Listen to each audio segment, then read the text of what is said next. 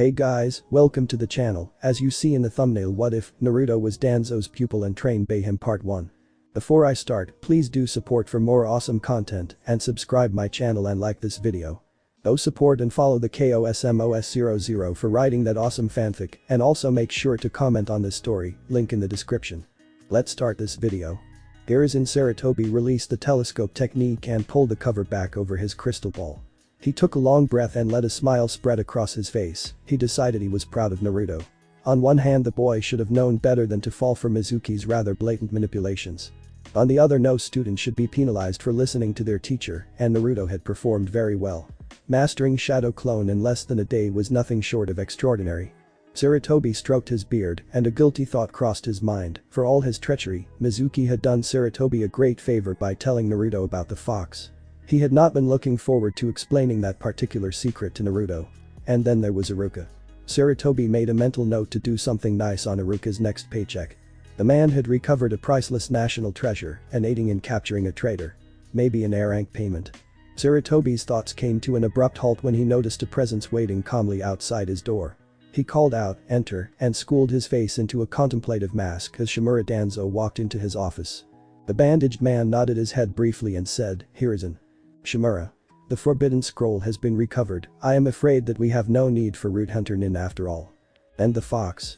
Sarutobi kept the frown off his face, but couldn't help but make a point. Naruto was actually instrumental to stopping the traitor responsible. For his defeat of the traitor, a Chunin instructor, Naruto has been given a merit promotion to Genin on the authority of Chunin Iruka Yamino. Do you intend to approve the merit promotion? Sarutobi couldn't keep the anger from his voice when he asked, "Do you have a reason I should not?" He made a mental vow. If Shimura said the fox, he was going to beat some sense into him, consequences be damned. Is he actually ready? Sarutobi's thoughts came to an abrupt pause. He mastered the Shadow Clone in a single night. I am confident that his Jounin sensei will be able to correct any holes in his education. Danzo was quiet a moment. Sarutobi just stared at him across the dark office, wondering what the man was thinking. There was a rapid, almost excited tone in his voice when Danzo asked, "Which team do you intend to place Naruto on?" Sarutobi wondered what Danzo was playing at and replied, "He will be placed on Team 7 with Sasuke Uchiha and Sakura Haruno. Their Jounin sensei will be Kakashi Haddock." "So you're giving Kushina's kid to the Scarecrow? His heritage is a S-class secret." "No, his relation to the fourth is. Being Kushina's son is just a bit obvious. You called him Uzumaki after all. It's almost like someone on the council ensured that loophole existed so they could complain. I cannot confirm or deny such allegations." The room fell silent. Sarutobi calmly waited for Danzo to work through whatever train of thought seemed to be driving him to distraction. "I wish to reapply to the ninja ranks conditional on becoming the Jounin sensei of the newly founded Team 7. Sarutobi sputtered. Danzo had to force the grin off his face. Such a display of emotion was unbecoming of a ninja, no matter how much fun it was to screw with his rival. Sarutobi recovered and asked, "What about Root?" "It is at the stage where day-to-day operations can be handled effectively by my subordinates." "I see. May I ask your reasons?" "I have always wanted to defeat you. How could I pass up the opportunity to instruct someone who has accomplished my lifelong goal as a mere academy student?" Danzo really enjoyed watching Sarutobi overcome by a sudden bout of coughing. He made a mental note to do something nice for Naruto whether he could become his teacher or not. Sarutobi ignored the blush that was spreading across his face and asked, "May I ask your real reasons?" Kakashi was chosen because of his ability to instruct the last Uchiha in the Sharingan, correct? "Yes, though his teacher was also a factor once Naruto became a genin." "That sounds suspiciously like you manipulated the whole scroll situation to ensure the boy advanced." A big grin spread over Sarutobi's face and he deadpanned, "I cannot confirm or deny such allegations. The last Uchiha has not yet awoken his Sharingan, and Kakashi is unsuited to instructing this group." "Oh?" Sarutobi gestured for Danzo to go on. "He is too involved emotionally in this particular group, and the man has demonstrated a distinct lack of interest in teaching in the past. So you want to involve Kakashi as a supplementary instructor once Sasuke awakens his Sharingan, but why do you want to teach the team? The legacy. The last loyal user of the Sharingan and the jailer of the Kyuubi both will inevitably become powerful ninja. I have spent my life building the roots of Kohona, but as I grow older I find that I want the leaves to remember me as well. I noticed you have no interest in Sakura. I have every intention of beating her into a useful ninja or driving her from the program. There is no place for fangirls in the ninja ranks. You can't just run her out of the ranks. She's from a civilian family and graduated top Kunoichi of her class. Running her out at this point would be a giant slap in the face to the civilian sector. Oh, the dubious joys of propaganda. Danzo let himself frown a bit. Nonetheless, I will make her into a proper ninja or see her gone. Sarutobi's frown returned at the word beating. I won't allow you to condition them like you do your root. Danzo let an easy mocking grin spread across his face. They are rather public figures for that. However, I will not hold back out of some misplaced sympathy. Danzo watched Sarutobi's frown deepen and guessed the source of his agitation. You did your best to prevent Naruto from becoming a weapon, but he isn't a child anymore, he is a genin of Kohona. I will not let you make him a weapon. Sarutobi hadn't raised his voice, but Danzo had the distinct impression that he was seconds away from death. Danzo could feel the pressure of the third Hokage's killing intent beating down on him. The time to make him a weapon has passed. I want to make him a solider. The killing intent disappeared. The room fell quiet again, and Danzo wondered if Sarutobi was about to call his ANBU. Shimura Danzo, I accept you into the ranks of the ninja of the leaf. Do you swear to uphold the ideals of the will of fire and obey the commands of the Hokage? Yes, Hokage-sama. Very well, Jounin Shimura Danzo, pick up your team tomorrow. Danzo turned for the door. The Hokage waited for him to open it and said, remember Shimura, I will be watching. Danzo allowed a smile to spread across his normally emotionless face and walked from the office. Sarutobi waited for the door to his office to close and said, Anbu-san, I need to you carry a message to Jounin Kakashi. I will be returning to the mansion, you may meet me there. Naruto's alarm went off at precisely 6:45 and was immediately struck on the snooze button. 10 minutes later the process repeated. Then again. Naruto finally got up an hour later and abruptly screamed, I'm late. An extremely quick and cold shower later and a cup of ramen later Naruto rushed out the door. A different teacher was at the front of the class when Naruto walked in. He blinked twice, then he yawned and rubbed his eyes. 15 minutes were not enough time to prepare. Then saw the seat next to Sakura was open. After a mental shout of lucky. He rushed over and sat down next to her. What are you doing here? Sakura asked with a frown. Before he could speak. That frown grew when she saw the metal plate with the Konoha leaf around his neck. You didn't graduate. Hey. Can't you see this forehead protector? Naruto proudly tapped the protector Iruka-sensei had given him. Sakura gave him a disbelieving look, but before she could protest Iruka walked into the room. Alright, quiet down. We are going to be assigning you to your teams. The class didn't quiet down in the slightest. Iruka made a boar seal and invoked his terrifying giant head technique before shouting, quiet down you brats. The class went abruptly quiet. Iruka released the skill and his head returned to its normal size. Iruka addressed the class and gave the class of academy graduates its last real lecture. Beginning today you are all real ninja. But you are still merely rookie genin. The hard part is just started. Now. You will soon be assigned duties by the village. So today we will be creating the 3-man teams. And each team will have a Jounin sensei. You will follow that sensei's instructions as you complete the assigned duties. Now for team 1. Naruto tuned out everyone as he repeated, Sakura-chan. Then anyone but Sakyuki. In his head like a mantra against evil. Sakura Haruno. Naruto Yuzumi Aki. Sasuke Chiha, you are on team 7. Iruka cut Naruto off before he could protest the team assignments. The last thing Naruto needed was to irritate his Jounin instructor on the first day. Your Jounin is Shimura Danzo-san. An old bandaged man in the back of the room raised his cane and said, Team 7 will meet me at training ground 7. Danzo abruptly body flickered away. All 3 members of Team 7 abruptly despaired. Their Jounin was an old man. Iruka kept reading off teams as they left the classroom. Naruto broke the silence as they walked together, so where's training ground 7 anyway? Naruto, you idiot, the training grounds are in order from the gate. Sasuke grunted and wondered where in the hell Sakura had learned that from. It certainly hadn't been in any of their academy lessons. He pushed the thought from his mind and went back to brooding over their Jounin sensei. There was no way he would get strong enough to kill his brother training under some has-been. He would have to request a reassignment as soon as possible, that way he could leave the idiots behind also. DTDTDTDT.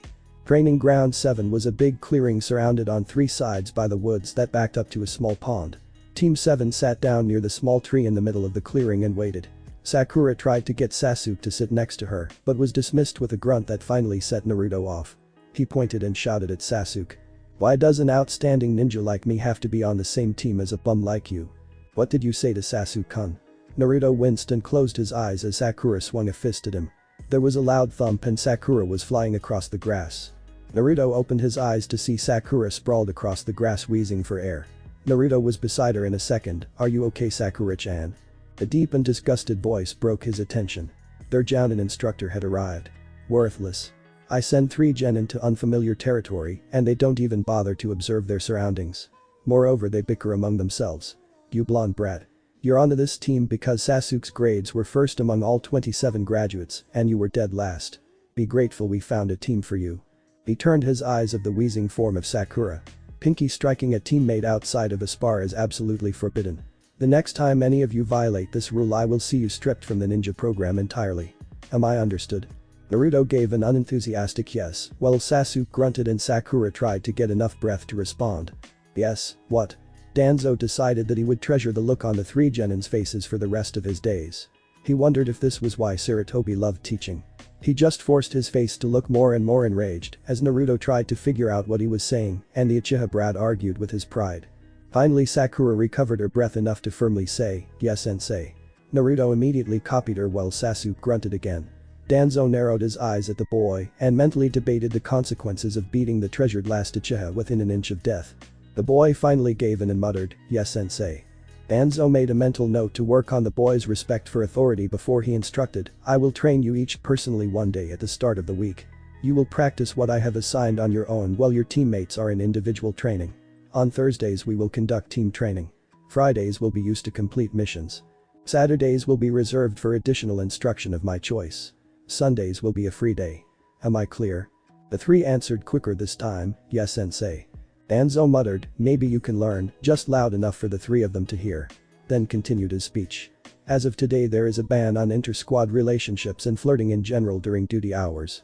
I don't care what you do during your off day, but when you are under my command, you have better things to do than asking for dates or trying to seduce someone. Naruto and Sakura gave him a pair of horrified looks which he ignored with great ease. He stared at them another moment then relented, Naruto, I will train you today. Sakura, you will not perform strenuous activities that will further aggravate your no doubt bruised chest today. Danzo took a few steps, then noticed Naruto wasn't following. He kept the exasperation from his face and yelled, come on brat. Naruto cringed and jumped after Danzo. Danzo came to a stop in a small clearing nearby and said, we will begin by evaluating your skills. Danzo sat his cane down and fell into a stance. He reached his single arm towards Naruto and instructed, first to spar, taijutsu only. Naruto immediately charged the old man, screaming at the top of his lungs. He then found himself abruptly flipping through the air until his face dug a small trench in the earth. Danzo's deep voice boomed behind him, ninjas do not scream when they attack. Again. Naruto growled and charged Danzo again. Danzo blocked Naruto's wild blows easily as Naruto tried to pummel him. When Naruto tried to catch him off guard with a sudden and terribly unbalanced high kick, Danzo decided he had seen enough. He caught the boy's leg and suddenly reversed Naruto's momentum, sending him to dig another trench near the first. Terrible, did you even go to the academy? Naruto snarled and picked himself up, obviously ready to continue. Danzo frowned at his student before the boy could charge him and said, sit down and calm yourself. Naruto blinked and did as he was told. Danzo retrieved his cane and sat down in front of Naruto. Ninja cannot afford to let emotion rule their sense on the battlefield. A display like you have put on today can cost lives, Naruto. Danzo shaped his face into that stern but fatherly glare of Sarutobi's that had annoyed him so much in the past and continued, ninja must remain calmly analytical in order to perceive and exploit their opponent's weaknesses. You on the other hand are a brawler and a terrible one at that. Naruto's face broke out in a pout, forcing Danzo to suppress a sigh. He decided to change the subject to something that he could compliment Naruto on before the boy decided to mouth off again. Tell me each of the ninjutsu you have mastered. Naruto's face immediately brightened. Danzo didn't know whether to be happy with his success or disgusted with how easy it was to manipulate the kid. He made a mental not to address that and turned his attention to his student in time to hear, disguise, substitution, sexy and shadow clone. Sexy? Danzo immediately wondered. Then he had to keep a giant grin off his face as he mentally complimented Naruto's victory over Sarutobi. When he recovered he decided to go through with his planned compliment, the boy probably didn't receive very many anyway. That is very impressive, Naruto. Shadow clone is a jounin level skill. I have never heard of a genin with it in his repertoire. Now please produce a shadow clone. Danzo was whistling a happy tune in his head, time for some stress relief and to teach a lesson. Naruto jumped up and screamed out shadow clone. Danzo suppressed a wince and made a mental note to work on the noise level. Otherwise he was tremendously impressed, Naruto had mastered the reduced seal version. He briefly wondered if Naruto's academy record was accurate, then 10 annoying clone opened their mouths and assured him it was, I'm the best, believe it. It took 60 years of experience to keep the horror off of his face, the boy had inherited the Uzumaki verbal tic. Danzo's voice was very calm when he asked, "Will the real one please go stand behind that tree?" One of the blondes broke off the group and hid behind the tree. Danzo gestured for a clone to come closer and whispered, "The number is 23," into its ear moments before ramming his cane through its chest. He channeled wind chakra through his staff and brutally cut apart the other clones. "Hey, what was that for?" Danzo resisted the urge to tell the brat stress relief. Instead he queried, "What is the number?" 23. A look of confusion spread across Naruto's face. "Hey, how do I know that, Danzo-sensei?" Shadow clone is a forbidden technique for several reasons. First, it splits a user's chakra amongst the clones created, which almost guarantees chakra exhaustion for anyone short of Jounin. Even then, most Jounin couldn't throw around the number of clones you seem to employ, which brings us to the second reason shadow clone is forbidden. You gain all the memories of a clone when it's destroyed. Isn't that a good thing? To some extent, yes. But absorbing too many memories at the same time can easily cause brain damage if it doesn't kill you outright. For this reason, during training you will create no more than 10 shadow clones a day and will release them sequentially. Naruto's face scrunched up. Sequentially. Danzo resisted the urge to roll his eyes, one by one. Danzo paused a moment, then decided he might as well finish the explanation, maybe it would wise the boy up to politics. Those are the two official reasons shadow clone is forbidden. However, both of those drawbacks could be easily handled by a Jounin or an exceptional Chunin. The real reason shadow clone is forbidden is pride in politics. The shadow clone is one of the very few clone techniques that can fool a Byakugan or a Sharingan. The Hyuga and the Uchiha made the addition of the shadow clone jutsu to the Forbidden Scroll one of their conditions for joining the village. The Shodai thought that this was a fair trade, especially since most of the experienced Senju could perform the technique and could pass it on to their descendants as a family technique. Unfortunately, the Senju have, with a sole exception, died out, and the shadow clone has become a largely lost technique. Danzo idly wondered how much it would piss off Sarutobi if he told the kid that several of the Senju had married into the Uzumaki. The total confusion spreading across Naruto's face made him dismiss the idea. Why would they care if someone from Konoha could fool them? We're all on the same side. Danzo was truly and deeply impressed by the level of naivety that statement betrayed. Fortunately, he knew exactly how to explain the situation. "Naruto, you and Sasuke are on the same team, right?" Naruto looked down and gave a barely audible, "I guess. Do you want to let Sasuke show you up all the time because you're on the same side?" "No way." Danzo winced at the blonde's noise level. Then Naruto realized what he had been getting at with a soft, "Oh." Danzo grabbed his cane and slowly stood up. He waited for Naruto to stand, then instructed, "You are dismissed for lunch, return within an hour for the afternoon session." "Am I understood?" "Yes, sensei."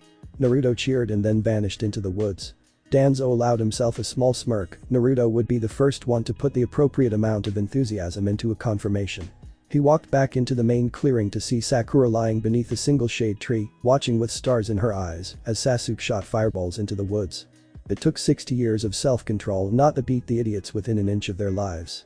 He had told the girl light training not sit on your dead ass and stare at your crush, and he certainly hadn't told either of them burn the woods down. It took Danzo several seconds to recover enough to dismiss them for lunch. When they were gone, he walked over and examined the scorched trees that had stood since the second had trained his teams here. They would live, a testament to the thick bark their age had given them.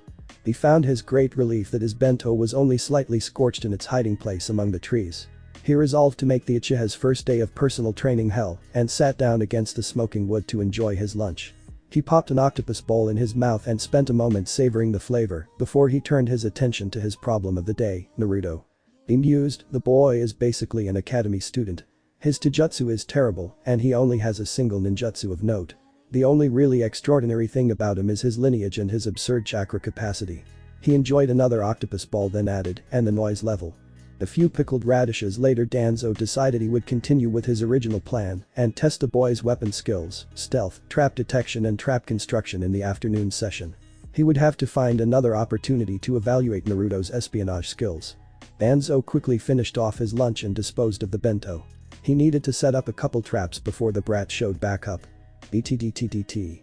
Naruto was on his 14th bowl of miso ramen, to the horror of Ichiraku's other patrons, when he bothered to check the time. He spent the next minute wondering if he could finish another bowl before he left, but eventually decided against it. He produced his frog wallet and paid the bill before rushing off towards training ground 7 while screaming, "Thanks AM-chan," at the top of his lungs. To his great amazement, he was the first one back to the training ground. He started to sit beneath a shade tree so he could finish digesting his meal of delicious ramen. Then he remembered Danzo-sensei screaming at them that morning about not checking their surroundings.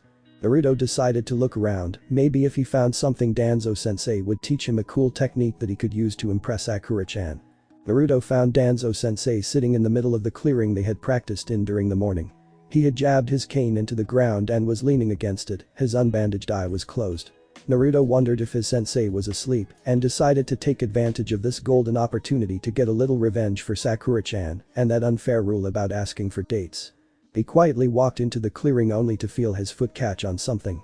There was a faint clicking noise and Naruto's eyes widened just in time for the ground to start exploding. He rolled forward before the explosions could reach him and felt another wire trigger. Suddenly the ground beneath him came alive and he was dragged into the trees by a concealed net. A third trap triggered and little stones started pelting him from every direction. Danzo managed to not snicker at the great number of explicatives raining down from the net. There was obviously at least one area where Naruto's vocabulary wasn't stunted.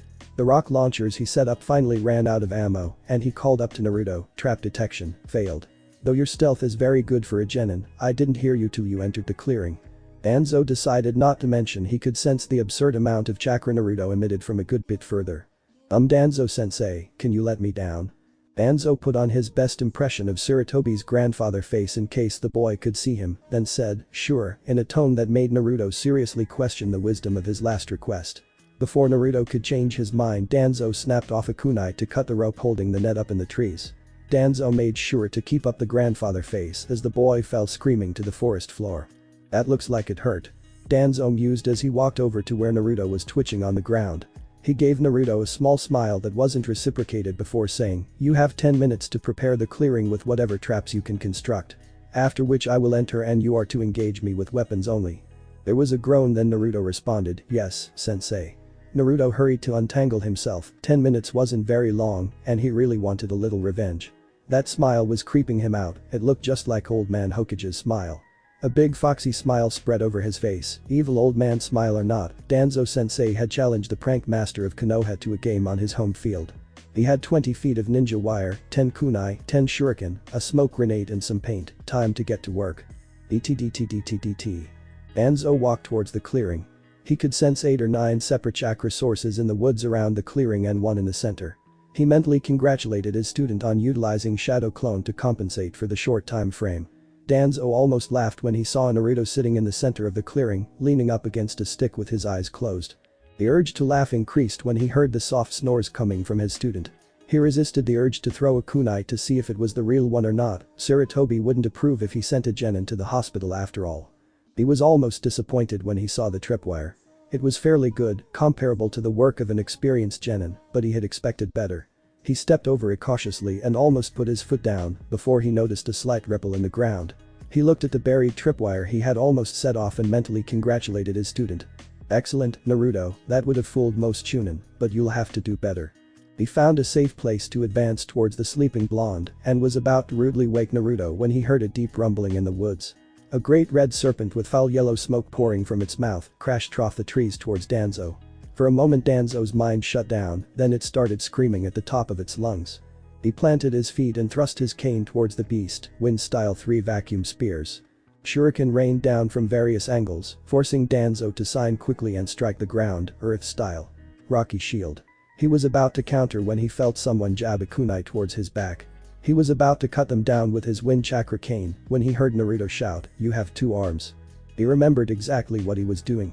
He caught Naruto's hand and said in a calm voice as he could manage, enough. He wondered, how am I going to explain this? Before forcing himself to relax.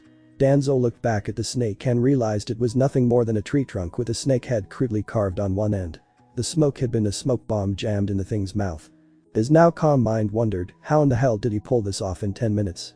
Where did he get the paint anyway? Danzo looked at Naruto sitting nearby with a nervous expression on his face and wondered how to score, made me think Orochimaru was coming to eat me on a standard trap skill level assessment. Yes, I have 2 arms. I don't normally use my right arm outside of actual combat. He waved his metal shrouded arm for emphasis. It's a replacement for an old injury and doesn't react very well to sustained use. Forcing me to pull it out was excellent, Naruto. He slipped the arm back in its sling while the boy beamed. Let's start at the beginning of this test. Explain your decisions for setting up the first 2 tripwires the way you did. The first wire was a distraction, it didn't go anywhere. Danzo nodded, he had expected that. But I had 2 clones up in the trees nearby. If you had triggered it they would have pelted you as though they were a kunai trap, hopefully without giving up their positions. Danzo mentally smiled and decided that layering is clever, even though I doubt it would have worked. The second trap was made entirely of shadow cloned wire that I buried. It was tensed right up to the breaking point, so when someone stepped on it, the wire would dismiss and release all those rock traps of yours I collected. That is an impressive level of familiarity with shadow clone, Naruto. Tell me, how did you decide to apply it in that way? Naruto looked distinctly embarrassed. I ran out of normal wire and broke the cloned wire 3 times trying to get that tree up in the air. Danzo stared at the boy a moment, then allowed himself to grin. Naruto, you know the Shinobi rules of conduct? Yes. There are other unwritten rules that you learn as you grow older. One of these is, whatever happens, it's all according to the plan. The big grin broke out across Naruto's face. Yes, sensei. Now do you know why the 3rd layer of your trap was so effective? It was unexpected. Danzo put on a contemplative face and said, well, it certainly was surprising, but that's not why it was really effective. Naruto looked really confused again, so Danzo decided to teach a bit of history. About 15 years ago, Konoha was the home of 3 incredibly powerful ninja called the Sannin. These ninja were Tsunade, Jiraiya and Orochimaru. Each was famous for, among other things, being the holder of a summoning contract. Tsunade had the slugs, Jiraiya had the frogs, and Orochimaru had the snake contract. After the last great war, the Sannin were heralded as heroes of the leaf and were given the freedom to do what they choose. The 3 went their own ways, and we to our great regret realized our trust in Orochimaru was misplaced. Danzo smiled at Naruto's entranced expression and continued, you see, Orochimaru abused the trust placed in him and conducted a series of terrible experiments on people he had kidnapped from around the Leaf Village. The 3rd and 4th discovered this and drove him from the village, but were unable to kill him. Danzo resolved to keep his opinion about Tsurutobi being a fool who let his feelings cloud his judgment out of the little history lesson and finished. So Orochimaru is still out there today, an S-class criminal performing vile experiments and waiting for his chance to gain revenge against Konoha. Naruto took a few seconds to put everything together, then said, so it was effective because you thought that the tree was one of Orochimaru's summons? Absolutely, for a few seconds I panicked when I saw it. Danzo almost laughed at the disbelief written all over Naruto's face. He tapped the 3 finger-sized holes drilled into the forehead of the carved snake and said, here is your proof. Vacuum spear is a technique designed to kill by precisely destroying vital areas. It is not something I would use in a spar. The fact that I did is an indication of how startled I was and a lesson on the importance of maintaining calm in combat.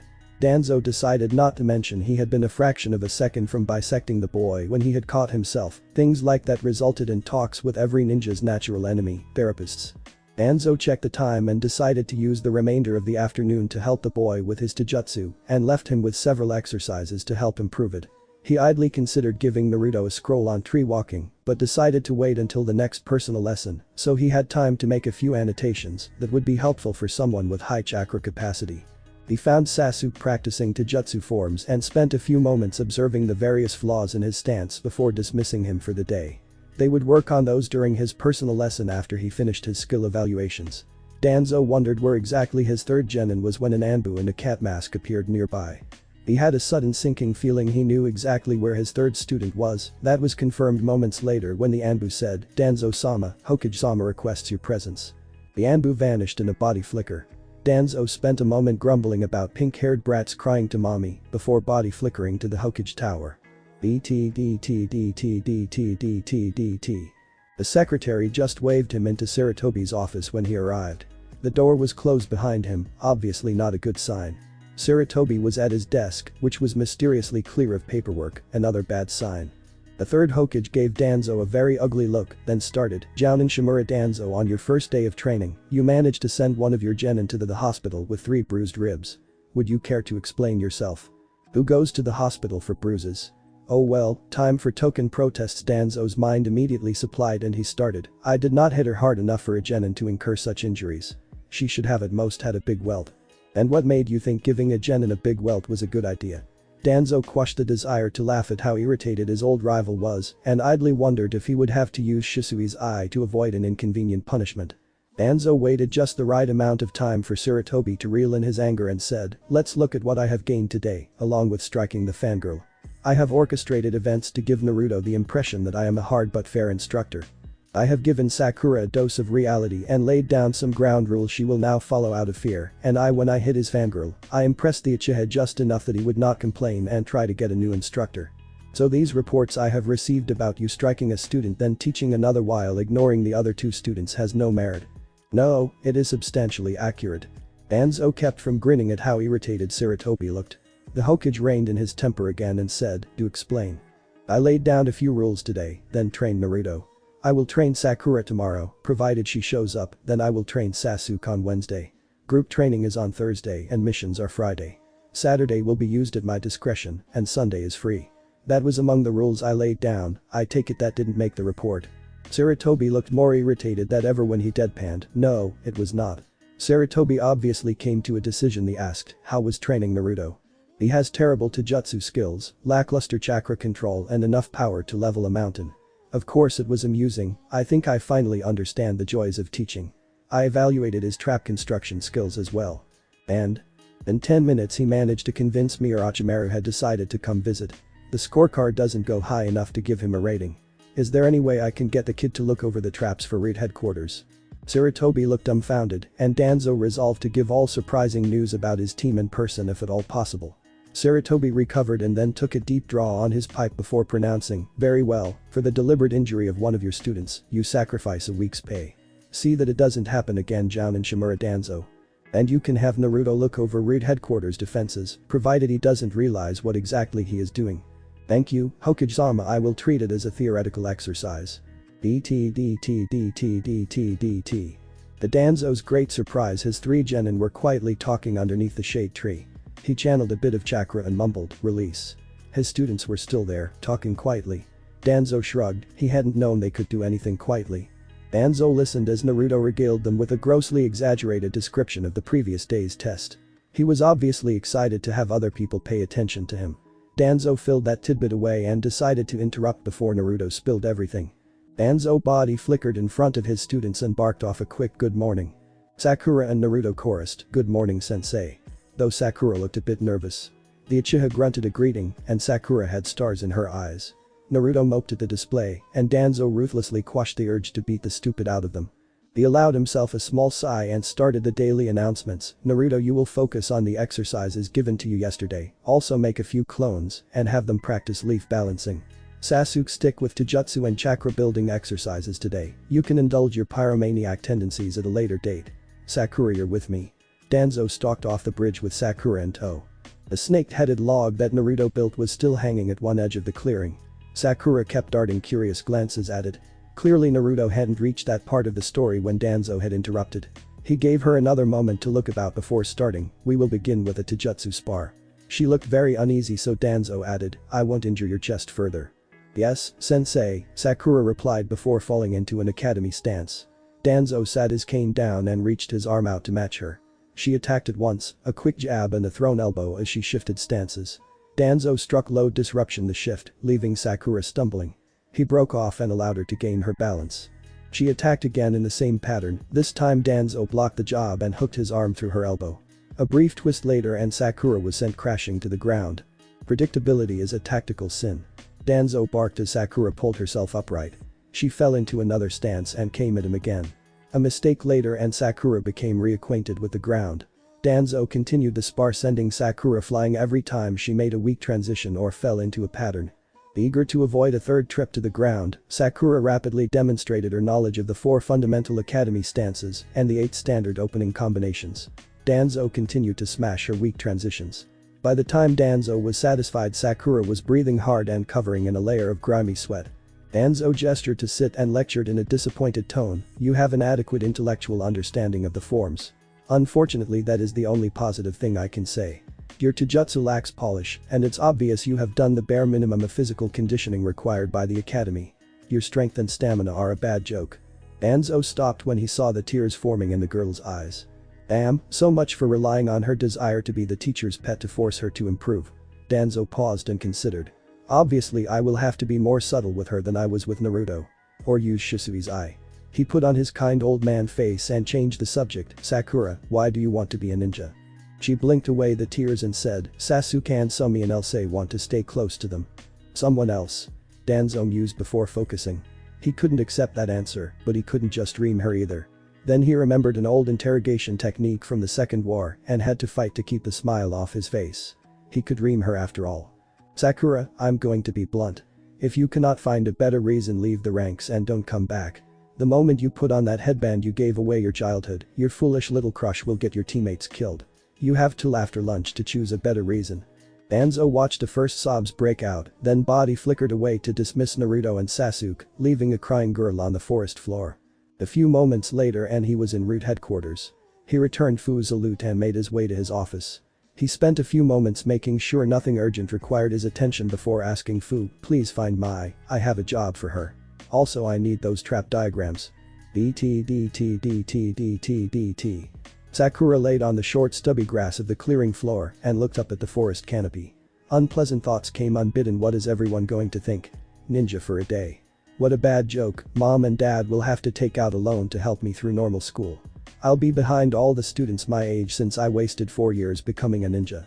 The sudden amusing thought broke her mental tirade, at least I'll pass PE. She barked off an uneasy laugh, Sakura Haruno PE expert. The amusement abruptly left her and she wondered, what am I going to do? She didn't want anyone to see her, she was filthy and the tears had washed small lines on her face. Sasuke-kun would be disgusted and Ino would. She didn't know how Ino would react, all she knew was she didn't want anyone to see her. So she stayed in clearing and cursed herself, after all a terrible person like me deserves to be hungry, right? Melodic laughter cut through the woods. Sakura hated it. Brittle, insane thoughts crossed her mind, they are already lining up to laugh. That's it, I'll join the circus, that way everyone can at least get a laugh. Everyone laugh at Sakura the failure.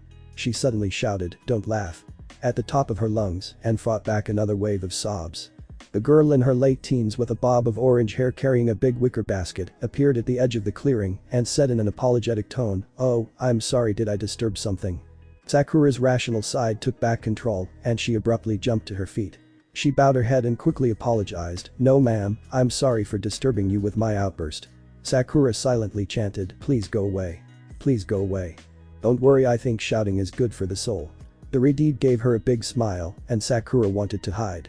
Before Sakura could come up with an excuse to escape, the redeed continued, I was supposed to meet my team out here for lunch, but they got sidetracked and now I have way too much food. Would you like to eat with me? Sakura's stomach gave her away. The girl gave her another reassuring smile and sat her basket down. But first you need to wash, secret camping technique. Hot spring creation. The ground nearby receded and steaming water rushed in to fill the gap. Sakura blurted out, you're a ninja. The girl chuckled and answered, well, the training grounds are off limits to civilians and I was looking for my team. Sakura blushed. Oh, right. No matter. I am a special jounin and you can call me Mai. Now are you going to wash before the spring gets cold? Sakura reached into the spring and started vigorously scrubbing her hands. She splashed some water on her face and got most of the grim off. Mai handed her a napkin to dry herself with before sitting down besides the newly formed spring. She made a few hand signs and the spring drained before the earth returned to its original position. She shrugged to Sakura, you can't leave such an obvious trail in the field. Mai laid out a truly massive amount of food from her basket and started to pick at the pickled vegetables. Sakura picked up a rice ball and started to nibble on it while she watched Mai. Mai noticed her and said, oh come on, you have to eat more than that or this will go to waste. Sakura felt her cheeks go pink. She stammered, sorry, I'm on a diet. The blush got a little deeper when she suddenly wondered, blushing and now stammering. Who am I, Hinata? Mai burst out laughing and Sakura felt even worse. Mai finally recovered and said, you must be a genin. Ninja don't diet dear. Eat as much as you can then train to keep a good figure. Mai struck a pose and continued, you don't think I got this great body by dieting, did you? Sakura wasn't sure if she was embarrassed by the older girl showing off her chest or by the teasing. She solved the problem by grabbing more food before Mai tried to convince her. The two of them made great progress, but there was no way they could finish the spread laid out before them. Mai soon gave up and announced, I'm full. Sakura threw in the towel when she saw Mai quit and said, thank you for the meal, Mai-san. So how do you like being a ninja? Sakura looked down and mumbled, then she looked back up like she was struck by inspiration and asked, hey Mai-san, why did you become a ninja? Mai took a breath. Well, that is a bit of a personal question. Sorry. No, it's okay. But remember, some people won't want to talk about their reasons. Mai looked up at the trees a moment then started, at the orphanage I was always a bit of an outcast because of this hair. Mai started absently fiddling with her bangs and continued. Every week the orphanage would have a visit day where potential parents would come talk to us. On one visit day, 2 of the older boys locked me in a broom closet before running to greet the adults like everyone else. I chuckled. I remember being so mad. That day I found a part of me that I didn't know existed before. I did something and the closet went up in flames. When I was sure I was going to die, an old man that was visiting saved me from the fire. He offered to adopt me soon after. He sounds like a kind person. Mai shook her head. He wasn't always kind, and his training was brutal. But he had this dream that shone through the cracks of his mean exterior. His dearest wish was to protect this village, and he would do everything to achieve it. That man is the only parent I will ever know, and he has given me everything I have today. My deepest desire and dream is to repay even a fraction of that debt. That's why I will pay with my everything to fulfill his dream. That is my ninja way. The sharp beeping noise cut through the small silence. Mai looked at her wrist and sighed. Well, there goes my lunch break. She packed up the remains of their meal into the wicker basket. She stood and complained, back to the grind. Sakura called out before she could leave, thanks, Mai-san. No problem. When Mai was out of sight, she body flickered to route headquarters. Danzo met her at the entrance. She immediately saluted, Commander. Danzo returned her salute, then barked. At ease. Danzo waited for her to relax before continuing. Please report. I have helped inspire the target to choose protecting Kahona as her ideal. Good, I would like you to periodically meet with her to provide reinforcement. Also, your squad would like to know where their delicious home-cooked meal went. That is all. Mai's face didn't betray anything when she acknowledged, yes, Captain. Danzo allowed himself a smile before he vanished to training ground 7 in a body flicker. DT. Sakura was waiting in the clearing when Danzo arrived. They locked eyes and Danzo boomed, have you come to a decision? Sakura didn't flinch, yes. What will you do? I will be a ninja who protects Kahona. And what will you do to achieve this ambition? Train and become strong. A rare genuine smile crept over Danzo's face. Soon a matching smile appeared on Sakura's. I will do everything in my power to see you achieve the promises you made today, Sakura Haruno. Yes, sensei. I read through your academy evaluation while eating lunch today. It described you as unusually proficient at Jinjutsu. Is that correct? The only Jinjutsu I know is disguise, but I performed well during the Jinjutsu recognition lessons. Typical academy profile, hail someone who doesn't know a single worthwhile Jinjutsu as an up-and-coming Jinjutsu mistress. Danzo thought darkly before deciding to hope the academy made a lucky guess and continue with the planned lesson. Then this afternoon you will begin learning the Jinjutsu release technique.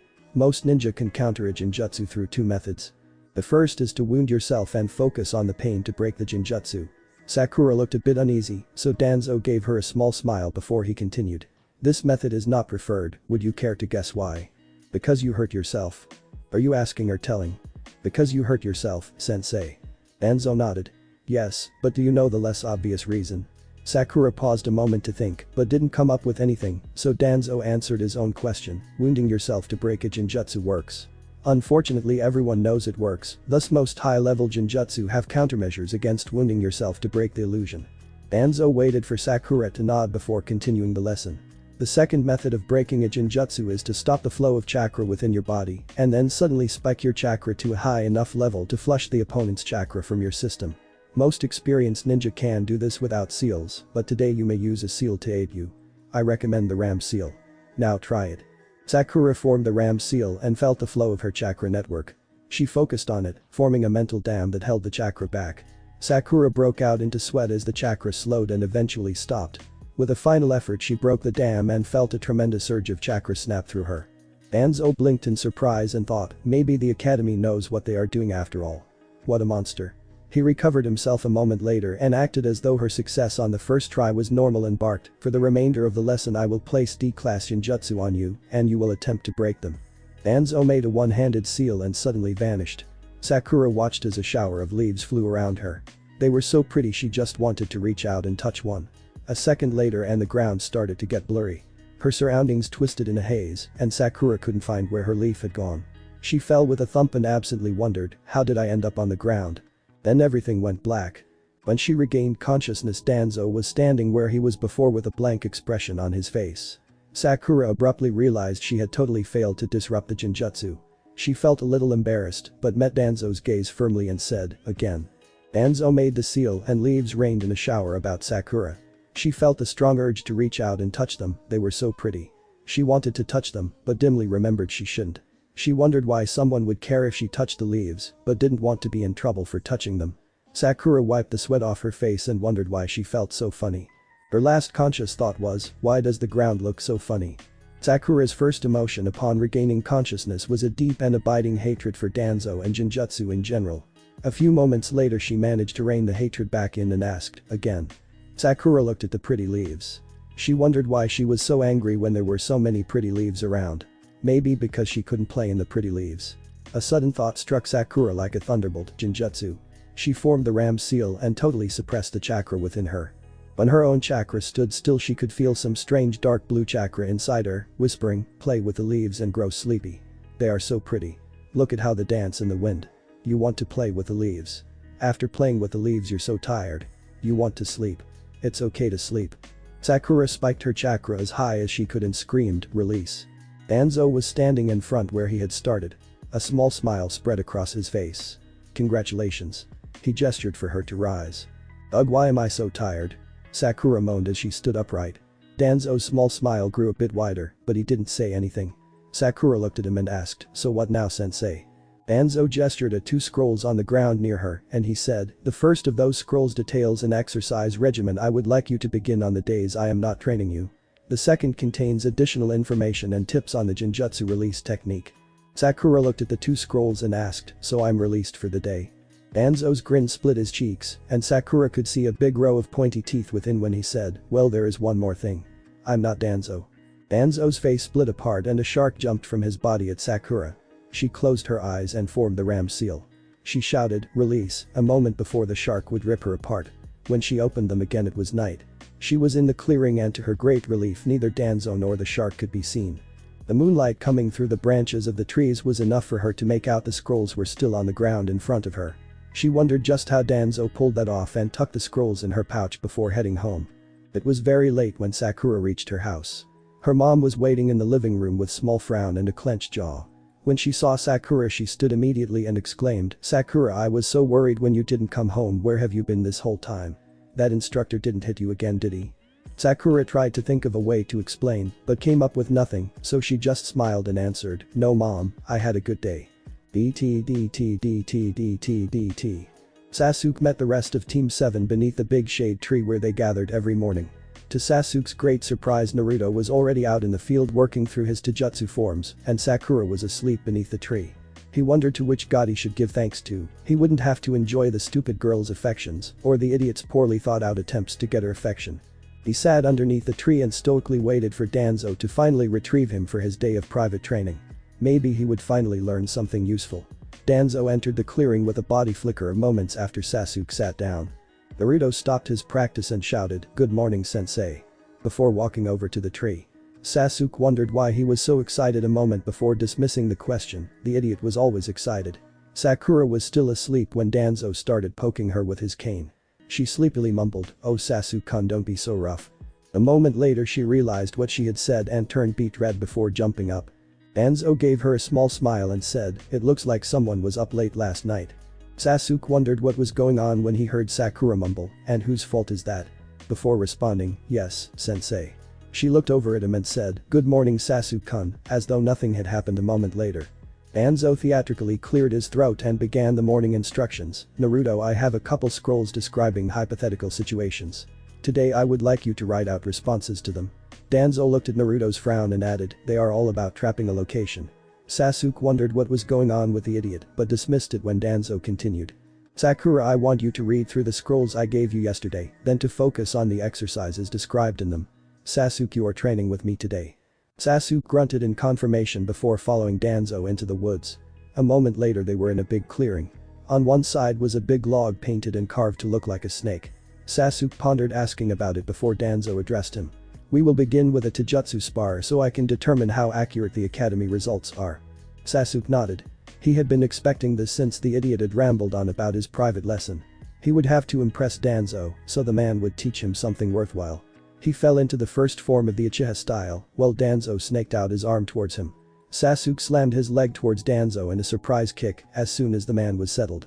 As soon as the man was occupied he planted a hand and snapped off the other leg in a high kick. Danzo took a step back to avoid the blow, and Sasuke was able to regain his footing. This time Sasuke opened with a sharp left jab before stepping inside the old man's guard. He switched flawlessly to the second Uchiha stance and attempted to use his close range to disrupt the man's footing with a linked kick combination. The old man attempted to step back again, and Sasuke assaulted him with a 4-step combination the moment he began to move. The first jab was blocked, but that left his elbow unguarded. Sasuke felt a smile cross his face as he swiped his elbow across, then he was abruptly flying. A moment later Sasuke's face was digging a small ditch through the dirt. He spit out a lump of dirt that had gotten into his mouth and looked up angrily at Danzo's emotionless face. Danzo waited for him to sit upright before saying, "Very good, unlike the other two, you actually have some ability at taijutsu." Sasuke snorted and thought, "Of course I'm better than the idoid and the useless fangirl." Danzo looked at him a moment then said, "That is enough, sit." He waited for Sasuke to sit before asking, "How do you plan to kill Itachi?" Sasuke floundered, he hadn't expected someone to bluntly ask him. He finally blurted out, "I plan to get my Sharingan." Danzo looked at him a moment, waiting for him to continue. When Sasuke didn't, he asked, "And? Use my Sharingan to become strong and kill him." Sasuke wondered what his sensei was thinking when suddenly Danzo broke out laughing. Sasuke gave the man a very dirty look and wondered how he could get a useful teacher.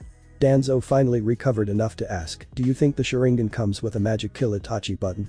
Danzo wasn't fazed by the indignant expression Sasuke was giving him and continued, "At your current rate of progression, you will have a 50% chance of surviving a confrontation with Itachi if you live to reach 20.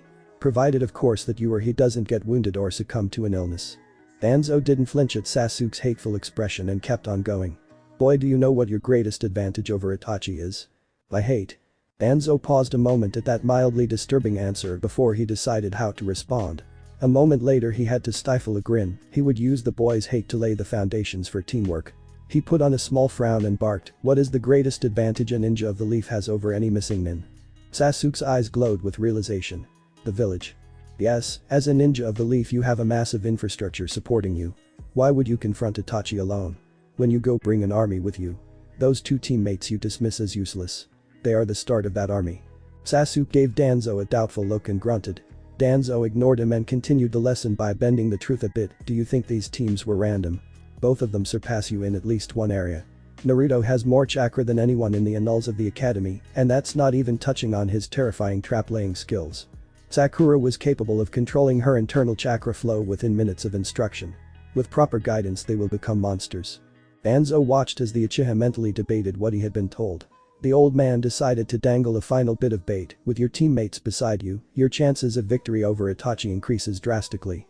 I suspect that Team 7 will be able to engage Itachi with a 70% chance of victory in 4 years. Remember, by yourself it's a 50% chance of survival, not victory." That obviously decided the Uchiha's internal debate, and Sasuke asked, "What do I need to do?" Danzo broke out into a big smile. "You need to understand your teammates, respect them and make them your comrades.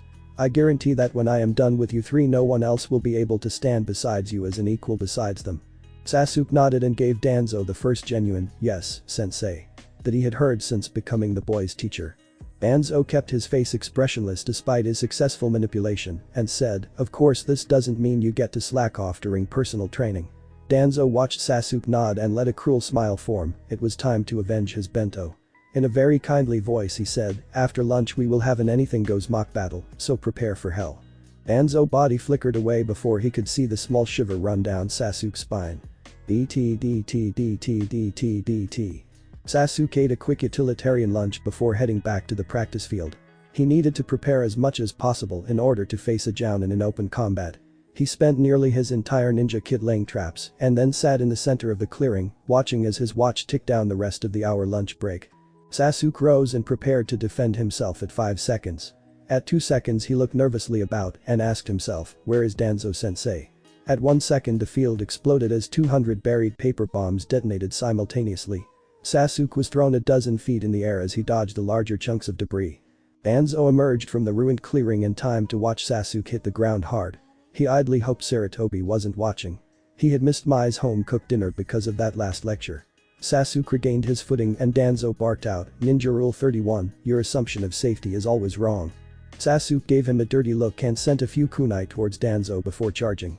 Danzo took great joy in abusing earth techniques to dodge the boy's attacks before appearing behind Sasuke and rapping him on the head with his cane. After the fourth or fifth repetition the boy got tired of being used to knock the dust off Danzo's cane and started holding the range open while throwing fireballs at him.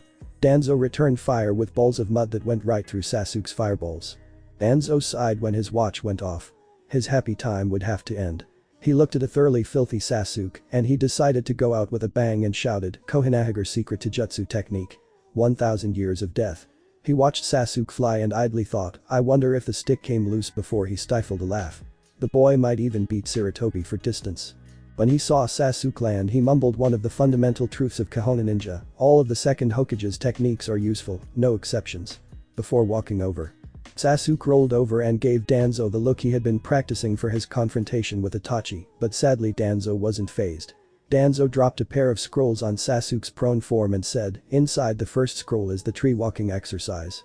I expect you to master it and teach it to your teammates before they have their private lessons next week. The second scroll is a D-rank technique, fire-style smokescreen, learn it before your next private lesson. Sasuke managed to moan, yes, sensei, before Danzo body flickered away. Chapter 1 Notes. On my yes this is a clone of Mai from My Heim. No this is not a crossover.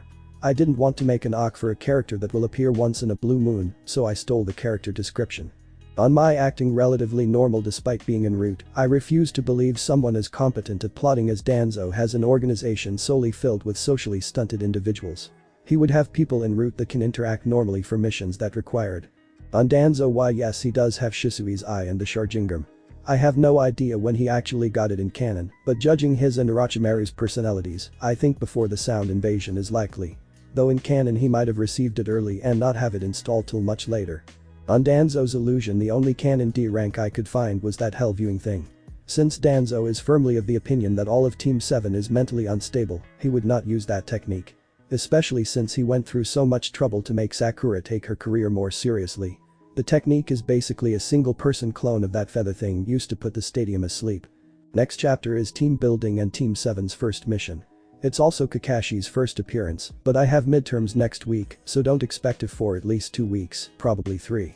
After that I will probably start a wave mission or an actual C-rank mission depending on my mood. Sasuke was worried, he had tried the tree walking exercise the night before. It had not gone as expected. How was he going to teach his teammates if even he couldn't do it? When Sasuke reached training ground 7 Sakura and Naruto were already training. He spent a moment wondering. Since when has Sakura started training seriously? Probably another attempt to seduce me. He shivered and sat down. Sakura saw him and blurted out, "Morning Sasuke-kun." Naruto gave him a far less enthusiastic, "Morning." Sasuke sighed and hopped up, intent on explaining the tree walking exercise when he saw Danzo body flicker into the clearing R of the corner of his eye. Naruto and Sakura stopped their exercises and fell into line beside Sasuke. Danzo looked at his genin and smiled like a shark, "Good morning." Sakura started shivering, confusing her teammates, but they responded, "Good morning, Danzo-sensei," in chorus. "Naruto, before we start can you make a few shadow clones?" The clearing abruptly filled with a dozen grinning blondes. Danzo nodded and produced a bundle of rope from his bag. "Sakura, come here." Team 7 and the clones gave Danzo a variety of horrified expressions. Sakura didn't move until Danzo barked, "Oh come on, I won't bite." Sakura mumbled, "What about turn into a shark?" Just loud enough for Sasuke to wonder what was going on before she moved to stand immediately in front of Danzo. Danzo split the rope into 2 equal lengths, then tossed them to Sakura, "Tie 1 rope to each ankle." As soon as Sakura started he asked, "Will the real Naruto come over here?" Give Sakura about 5 feet of space, then tie it to your ankles and make sure the ropes don't get tangled. Sasuke, same thing, then tie off the extra rope. Danzo waited for the genin to finish tying themselves together, then said, "Now that you're ready run 5 laps around the village perimeter. Use the track that follows the inside of the wall." Danzo watched them start running, it was a bit like watching a train wreck. First Naruto went a little bit too fast and the rope slacked between him and Sakura while Sasuke sped up before Naruto yanked his feet out from under him. Then Naruto's foot caught on the slacked rope, his trip suddenly yanked the rope to Sakura taunt. She went down hard, face planting on the pavement. Naruto's out of control stumble lead him right into her. Finally Sasuke was running too fast to avoid the pile and went head over heels into them. Danzo hid his smirk as he watched them scream at each other. "Naruto. Idiots. Oh come on Sakura-chan, it was Breedy's fault. There's no way Sasuke-kun did something so uncool." One of the clones turned to ask Danzo, "Boss is going to get it, isn't he?" Danzo suppressed a chuckle and kept watching. After 4 more cringe-worthy tumbles, Team 7 was out of sight and Danzo turned on the clones. "Alright, I have infiltration practice for 2 of you." 12 blondes shouted, "Really?" in unison. Danzo suppressed a wince at the noise level but admired the enthusiasm. He reworded what he was going to say, so it sounded more exciting and continued, "Yes, I want 2 of you to infiltrate an area under surveillance and gather information from monitored sources." 2 scrolls suddenly appeared in his hand. "Here are the details of your cover identities and the target sources. Who wants the assignment?" One impromptu game of rock paper scissors later, Danzo's 2 volunteers excitedly shouted, "Danzo-sensei, where are we going to infiltrate?" ANBU headquarters. The Hokage Tower. Danzo decided he might have played the practice up a bit too much and said, those seem a bit high level." "We can do it, boss is going to be the greatest Hokage ever after all." "Well, future Hokage-sama, read your scrolls to find out." The pair ripped open their scrolls and suddenly lost their smiles before complaining, "The library." in unison. They grumbled a few moments but didn't protest. Danzo gave them a cold look until they started diligently studying the scrolls and then turned to the remaining scrolls.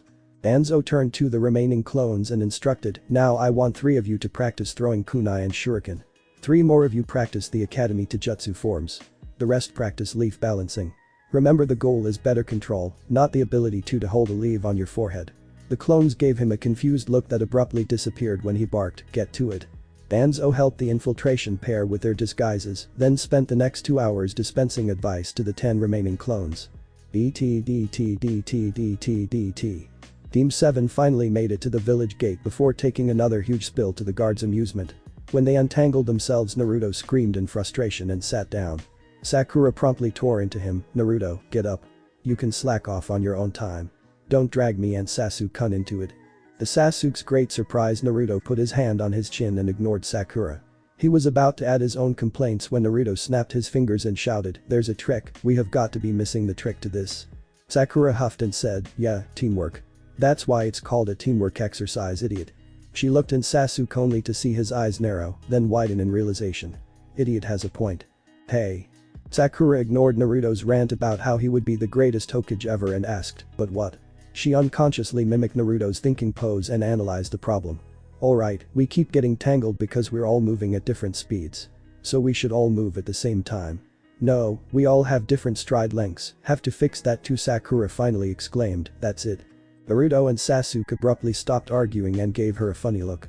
She explained, "We need to do 2 things. Move at the same speed and the same time.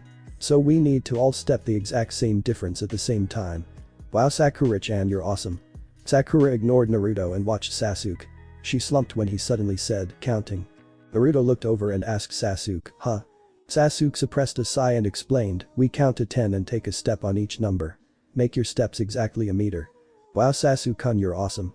Sasuke ignored Sakura's compliment and stood up. A moment later they were slowly jogging as Naruto and Sasuke shouted off numbers. All 3 members of Team 7 suddenly stopped when they heard someone shout, "What are you idiots doing?"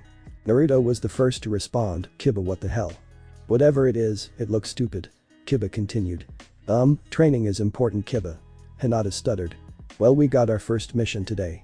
Kiba bragged. "Wow, what are you doing?" Sakura asked. We're catching a cat." Shino answered. Naruto fell down laughing and Sasuke smirked, "That seems appropriate for a dog." "Why you?" "That's enough, Kiba." "But Kurenai-sensei." Naruto's face twisted into a foxy smirk as the opportunity to prank Danzo presented itself. He hoped his information was accurate and said, "Oh, you're Kurenai-san. You know of me?" Naruto nodded. "Danzo-sensei says you are the 2nd best Jinjutsu user in Konoha." Kurenai's face tightened into a small frown before she finally admitted, "Hokage-sama is very good at Jinjutsu." "Oh, then I guess you are 3rd best then." Naruto's prankster spirit held firm against the copious amount of killing intent Kurenai was giving off. When she asked, "Oh?" in a kindly voice that fooled absolutely no one, his smile got even wider. "Danzo-sensei says the best Jinjutsu master in Konoha is someone called Might Guy. Kiba, we have a mission." Kurenai yanked her student along behind as she stalked down the street. Team 7 watched them leave until finally Sasuke asked, "What was that about?"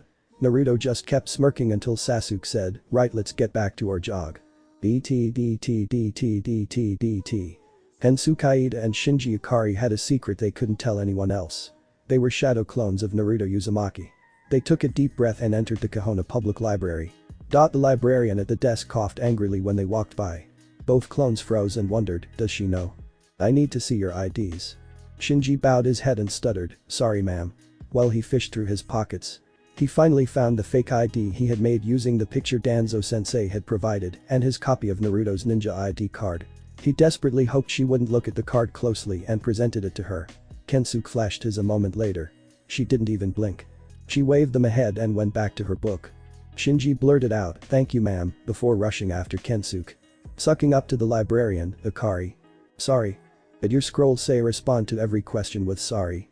A big grin spread across Shinji's face. Yup. You're taking this way too seriously. We should, it's important training for the boss. See, that's what I mean.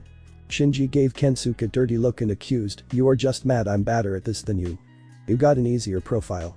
Mine said, giggle manically at the sight of ninja weaponry. Who would actually do that on an infiltration mission? I don't know, all ninja are predisposed towards ignoring fangirls and fanboys. Just look at the broody one. He's so good at ignoring fangirls that one time I disguised myself as Naruto to prank him, he didn't even notice me when I walked into his apartment. Is that what it is? I just thought he played for the other team. That's the other possibility. Kensuke didn't really want to contemplate the broody one's sexual orientation so quickly changed the subject. So what book are you supposed to read? Great Clans of Konoha and Their Abilities. Shinji muttered. Ouch, sounds boring. I got History of the First Great War. A tactical perspective. Kensuke theatrically sighed, I'm off. Before vanishing into the stacks. Shinji shrugged and walked to the history section. The book was a huge leather-bound affair with small print and stuffy wording. Shinji sighed again and pulled out a blank scroll and a brush. He would write himself notes on each clan's abilities, then memorize the notes before he dispelled. He was almost done when a purple-haired kunoichi walked into the library. He looked up, then immediately wished he hadn't. The woman was wearing the most provocative outfit he had ever seen. When she noticed his blush, she cupped her breast and said, like what you see, brat. Shinji stammered, sorry. She looked at him like a delicious snack and asked, what do you have to be sorry about? Shinji tried a different tactic, who are you? I'm Konoha's sexy snake mistress, the great and wonderful and beautiful Anko. When she started grandstanding, Shinji knew he was screwed. She leaned over Shinji's shoulder and whispered into his ear, I don't bidimage. Anko? Bad. Another kunoichi shouted from the aisle. I'm not one of your dogs, Hana. I know the brothers aren't nearly as rude. Anko smashed Shinji's head into her cleavage and protested, he doesn't mind, look. Shinji went bright red and started stuttering incomprehensibly. Did you forget your promise with Nai-chan? No. So you're giving up, Dango? Anko looked horrified as Hana walked away. She gave Shinji a final squeeze, then chased after Hana shouting, wait up, free Dango. Shinji smirked, best infiltration mission ever. DT DT DT DT DT. Danzo heard his team before he saw them round the bend. They were shouting off a count to move by. He gave them a blank look as they came to a stop in front of him. The remaining clones of Naruto were clearly wondering what Team 7 was doing. He waited a moment more, then said, that was a clever solution. Tell me who came up with it. Sakura answered first, Sasuke did. He only came up with it cause I recognized the problem. Naruto, you didn't help at all, stop trying to take credit for Sasuke's hard work. Danzo suppressed a sigh, they had obviously missed the teamwork part of the teamwork exercise. He decided to make a point. Quiet. The three bickering genin fell silent immediately. When you report something, there is no room for personal glory. You report the facts as they are and let the person you report to draw their own conclusions. If you gave such a shameful report to Hokage-sama, he would send you to a Biki to get the truth. Now tell me exactly what occurred. Sakura spoke up first, after falling several times, Naruto stopped running. He told us there must be a trick to the exercise. I realized we have to move at the same speed and time, Sasuke figured out the method for us to do so. That is why I gave Sasuke the credit. If I want your opinions, I will ask for them. Let me reiterate, in a mission report you give the facts. Danzo watched without expression as Sakura flinched. You three solved the exercise with a clever trick. That is something admirable, you are ninja after all, but you seem to have completely missed the fact it was a teamwork exercise. When you turn on each other and try to hog glory, you are failing your teammates. Ninja who fail their teammates die. Do you want to die? No, Danzo-sensei. Team 7 respond in unison. Danzo forced a small smile onto his face. Now untie yourselves and sit down. We are going to discuss what it means to be a team and the roles you will fulfill in this team. Danzo waited for Team 7 to sit before he eased himself onto the ground. Naruto. Why did the first Hokage decide to deploy ninjas in three-man teams? Before the First Great War, larger formations were common. But during the early battles he realized that large formations lacked mobility and were extremely vulnerable to wide area jutsu and large-scale summons.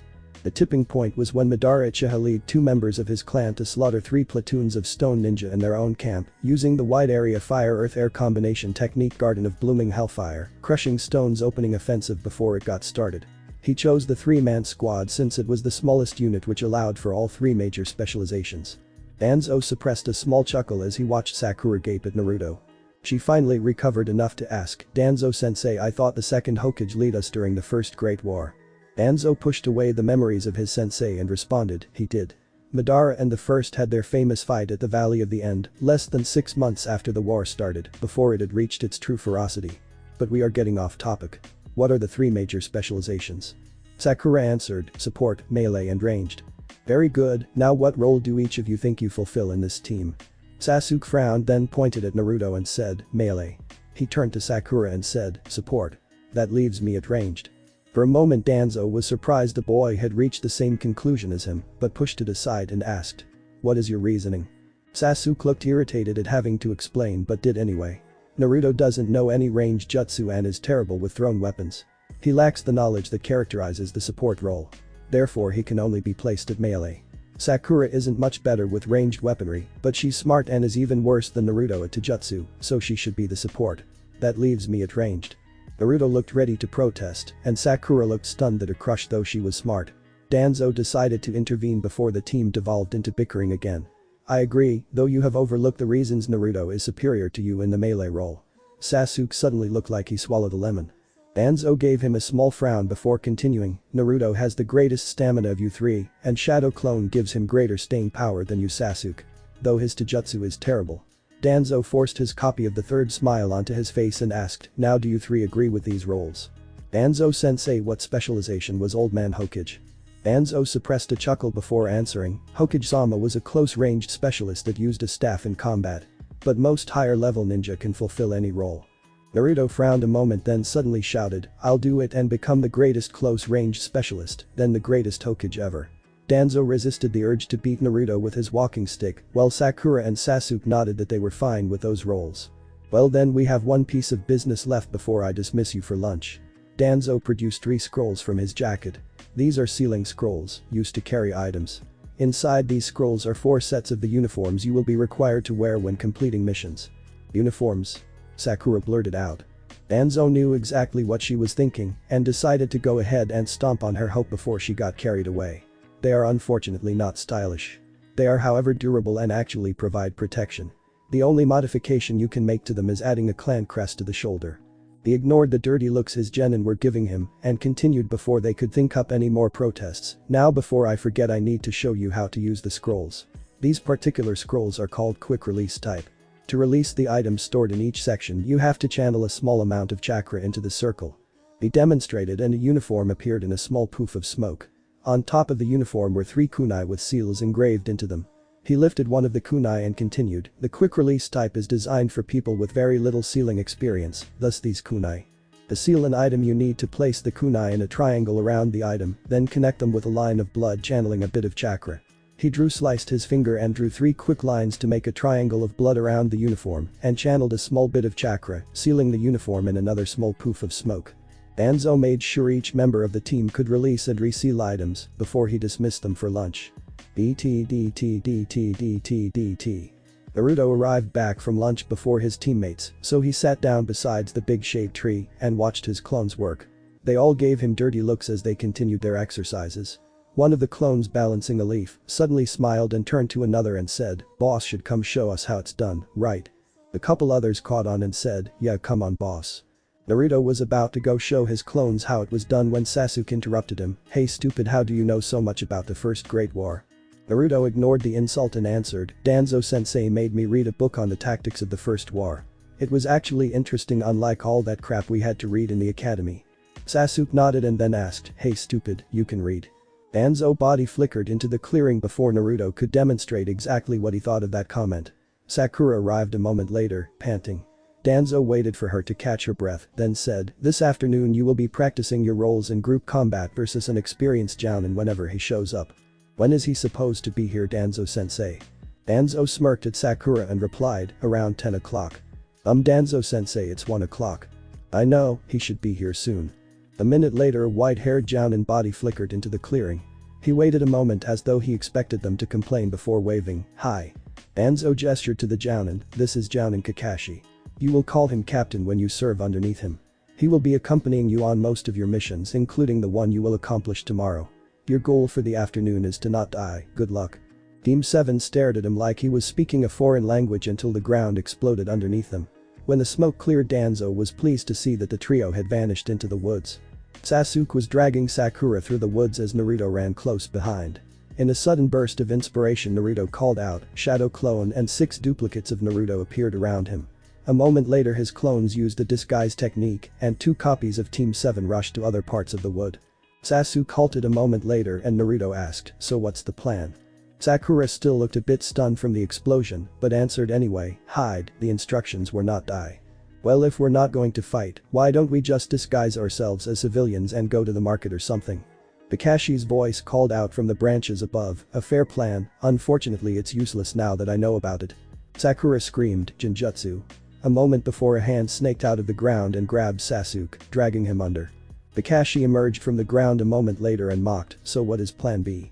A trio of kunai from the bushes behind him answered his question. Kakashi flipped open his orange book with one hand and caught the kunai with the other hand. A surprise attack from behind, not bad. It might have worked if your clones weren't so loud. The clones just screamed and charged Kakashi. They lasted moments before they were brutally cut down by the kunai Kakashi had appropriated. He flipped behind Naruto and Sakura right as they turned to run. "Oh, were you going to abandon your comrade to his earthy fate?" Kakashi's face turned hard, "I hate people like that." Kakashi charged the pair, intending to beat them within an inch of their lives when he heard someone shout, "Fire-style great fireball" above him. He barely rolled out of the way in time to avoid immolation. Sakura, Naruto and the imprisoned Sasuke weren't so lucky and caught the brunt of the fireball, only to vanish in poofs of smoke. Kakashi had time to wonder, "Shadow clone?" Before another trio of Narutos jumped at him from the treetops. He met them halfway, kicking 2 into trees and using the third as a springboard to where Team 7 was hiding. He congratulated, "You guys are better than you look. But now it's over." Naruto and Sasuke charged him, while Sakura threw another trio of kunai in between them. He caught their attacks and fell backwards to dodge the kunai. He channeled chakra into his feet and hung upside down from the branch a moment before throwing Naruto and Sasuke to the clearing below. Kakashi's smirk vanished when the boys exploded into clouds of smoke. The clone disguised as Sakura smirked, "Trickery is a ninja's best weapon," before it charged him. Kakashi put a kunai through its throat before it even got close and mentally congratulated them, "So the trio that jumped me were the real ones using the disguise technique, clever." To Kakashi's great disappointment, Danzo was waiting for him when he found the group again. As soon as he caught the blonde one in the bright orange jumpsuit, Danzo started clapping and shouted, "Good exercise." Danzo turned to Kakashi and said, "Thank you for your help, Haddock-san. I intend to spend the rest of the afternoon going over the fight with them. Remember, meet them outside the mission hall at 8 o'clock tomorrow. Unless you want to stay." "No thank you." Kakashi body flickered away and resolved to spend some quality time with his copy of Icha Icha before making the brats wait extra long tomorrow morning. Danzo took the battered members of Team 7 back to the main clearing and sat down. "Now tell me 3 things you did well and 3 things you can improve on." Naruto answered first, "We need a better way to talk. Whispering during a fight is hard, and if Kakashi had heard us it would have been useless." Danzo nodded and replied, "I suggest you find a copy of the ANBU sign language and start practicing it. It's not perfect and most experienced ninja can read it, but it is a lot better than trying to whisper. You can buy one of those instruction booklets at ANBU headquarters." Sasuke answered next, "We used clone and disguise techniques well, but we were a long way from matching the captain in combat power. Using the clones like that was a clever trick. And Kakashi would be able to kill you all without trying. Fighting him head-on was never the point of this exercise." Sakura spoke next, "Well, we realized that the point of the exercise was to escape him. And I realized that I can't contribute other than throwing kunai. Listening to instructions is important, congratulations for recognizing that. And don't worry about your contributions, the support role isn't covered very well in the academy. Over the next few weeks in your private lessons we will cover basic illusions, rudimentary medical techniques and supplementary seals." Danzo waited for the group to add anything before saying, "You need one more thing you did well." After a moment of awkward silence, Danzo decided to give a sappy answer Sarutobi would enjoy, "You 3 performed as a team for the first time. That is something worthwhile." Danzo gave his clone of Sarutobi's smile when the members of Team 7 shouted, "Yes, Danzo-sensei." Before I dismiss you, a few things about how this unit will handle missions. For each mission I am going to pick one of you three to be the team leader. Unless it is a life or death situation, the team leader will be in charge of the squad. So I expect you all to obey orders given by Sakura tomorrow. Well, that is all I plan to teach today. Meet your captain outside of the mission hall at 10 o'clock. The members of Team 7 gave him several strange looks until Sakura finally asked, Danzo-sensei, didn't you tell the captain to meet us at 8 o'clock? Why, yes I did. Danzo body flickered away before they could protest. Sasuke wondered how he was going to get the other members of Team 7 to learn tree climbing before deciding on a course of action he knew he would regret. Hey, there is something I want to teach you guys. Naruto gave him an uninterested look and asked, so? Naruto. Sasuke-kun just wants to help us be better ninja. Sasuke sighed and said, Naruto, if you learn this by your next private lesson I will buy you and Sakura ramen. Really? Sasuke nodded and wondered just what horror he had unleashed when Naruto continued, then I'll master whatever you're teaching in an instant. Believe it. DT. The uniform Danzo had given to Naruto lay in a pile on the floor where he had unsealed it. Naruto was staring at it with great trepidation, there was no orange. He wondered how much trouble he would be in if he just wore his patented jacket anyway, only to be assaulted by a sudden image of Danzo's creepy smile. He shuddered and started putting the uniform on. The black shirt and pants were made of some rugged material Naruto didn't recognize, and the pants had far too many pockets on it. The green jacket was just as bad, it was stiff and really heavy, and it looked like one of the Chunin vests with sleeves and a hood tacked on. Naruto decided that at least the gauntlets were cool looking, even if they were green. Naruto spent another moment adjusting his forehead protector before running to the mission hall. He didn't want to be the last one there if Captain Kakashi decided to show up earlier than Danzo-sensei said he would. Naruto barely recognized Sakura without a red dress. He thought she looked older with the heavy green jacket hanging unbuttoned and her hair pulled back in a ponytail. Naruto shot her a big smile and shouted, wow Sakura-chan, you look great. Thanks Naruto, you look like a ninja. Thanks. There was an awkward pause before she asked, have you seen Sasuke-kun? Naruto huffed, no. They sat together on the bench outside the mission hall waiting for Sasuke in silence. When Sakura saw him she stood and shouted, you look great Sasuke-kun. Naruto muttered, we all look the same, too quietly for her to hear. Sasuke ignored Sakura and asked, so where is our captain? He's not here yet. But Danzo-sensei saved us a lot of trouble then. As soon as Sasuke finished speaking Kakashi body flickered into the street and asked in a smug voice, did you wait long? The members of Team 7 responded as one, no captain. Sakura spent a moment wondering why the captain looked so irritated before asking, captain, should we go ahead and get a mission scroll? Kakashi's smile returned. Yep, I have just the mission in mind. He headed into the mission hall and gestured for the team to follow him. The line wasn't very long, most of the genin teams had sewn up earlier to avoid the more onerous missions. Team 8 walked in just as they reached the mission desk. Kakashi had a big smile on his face when he told the lady at the desk, Team 7 would like to request a retrieve Tora mission. The members of Team 7 felt a sudden feeling of dread that was abruptly dispelled when the lady replied, oh you're Danzo-sama's team. He came by here earlier today to request a specific mission for you. Team 7 wondered why Kakashi's smile looked so painful while she searched through the stack of scrolls marked D on her desk and muttered, now where did I put Ida, here it is. Break the leaves at the Uchiha estate. She handed one scrolls to Kakashi with a big smile and another to Sakura before adding, he said I was supposed to give this to you Haruno-san, good luck on your first day as team leader. Before Sakura could thank the lady, Kiba interrupted, you guys must really suck if he made Forehead your team leader. Kurenai smacked him in the back of the head and asked, what are you doing here Kakashi? Danzo has me watching his brats for the day. Just think, if you passed a team you could experience this joy every day. All the inspiration I need to make my test even harder next year. Kakashi's smile returned before he added, maybe I'll make the next group bring me Anko's panties. Kurenai's face flushed and she pushed past Kakashi before demanding, teammate reporting for a mission. The lady working the desk grimly informed them, the only remaining D class is retrieve Tora, I wish you luck. Kiba's eyes widened in silent horror before he suddenly fell to his knees and shouted no. His cries of frustration only got louder when he saw the members of Team 7 sporting 3 matching vindictive smiles. The smiles turned into outright laughter when Akamaru covered his eyes with his paws and tried to hide in Kiba's jacket. Inada consoled Kiba as Team 7 left the mission hall in a hail of laughter. So what is in the second scroll Sakura-chan? I'll read it when we get there Naruto. So we're cleaning Breedy's home? Some mission. Naruto don't insult. Sasuke interrupted, I don't live there. Sakura and Naruto fell quiet a moment before Naruto finally asked, so where do you live and what is the Uchiha district? Sasuke grunted and fell silent. Sakura finally answered, Naruto, didn't you pay attention in the academy? The Uchiha district is where the Uchiha clan lived before she fell awkwardly silent under Sasuke's glare.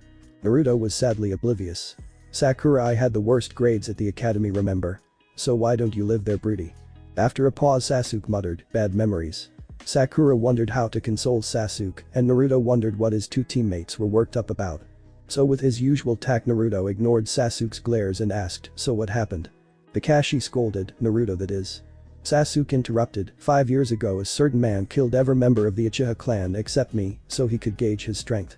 Naruto and Sakura winced when Sasuke muttered, I will kill him, into the awkward silence. Sakura cheered, we're here. In a pitiful attempt to lighten the mood. The Uchiha district had suffered in the 5 years since it was abandoned, despite the number of D ranks the council funded to maintain it. The buildings were maintained well enough, but the whole place felt hollow, like a effigy of past glories constructed for a fair. Kakashi paused at the gate and said, you need to rake the leaves into stacks, come get me before you start burning them. I will be waiting at the gate. What do you plan to do, Captain? Kakashi pulled out a little orange book and smiled at them, I will be reading. The walk to the center of the district before Naruto asked, so what is on the other scroll, Sakura-chan? Sakura shook herself and pulled the scroll open. After a brief glance she read aloud, if you have received the mission I requested, you are in for a lot of hard boring work. I decided to include the instructions for the E-rank technique wind style, gentle breeze, in an effort to make your task a bit more interesting. I suggest you spend the time to learn it properly, although the technique itself is useless in a fight, it is one of the easiest breath techniques in Kahona's library. Learning it will make mastering techniques such as Sasuke-kun's great fireball or my own great breakthrough much easier. Good luck on your first mission. She passed the scroll to Sasuke and rapidly signed tiger, ox, rabbit, and shouted wind style. Gentle breeze. She exhaled a weak breeze that pushed the leaves in front of her a dozen feet before dying out. Wow, Sakura-chan, you're great. Let me try. Naruto signed and shouted wind style. Gentle breeze. He spat out a gust that sent Sasuke and Sakura flying into the side of a building. Sakura shirked, Naruto, you, only to abruptly stop when she saw Naruto collapse and start coughing uncontrollably. She watched with bile fascination a moment before she asked, Naruto, are you alright?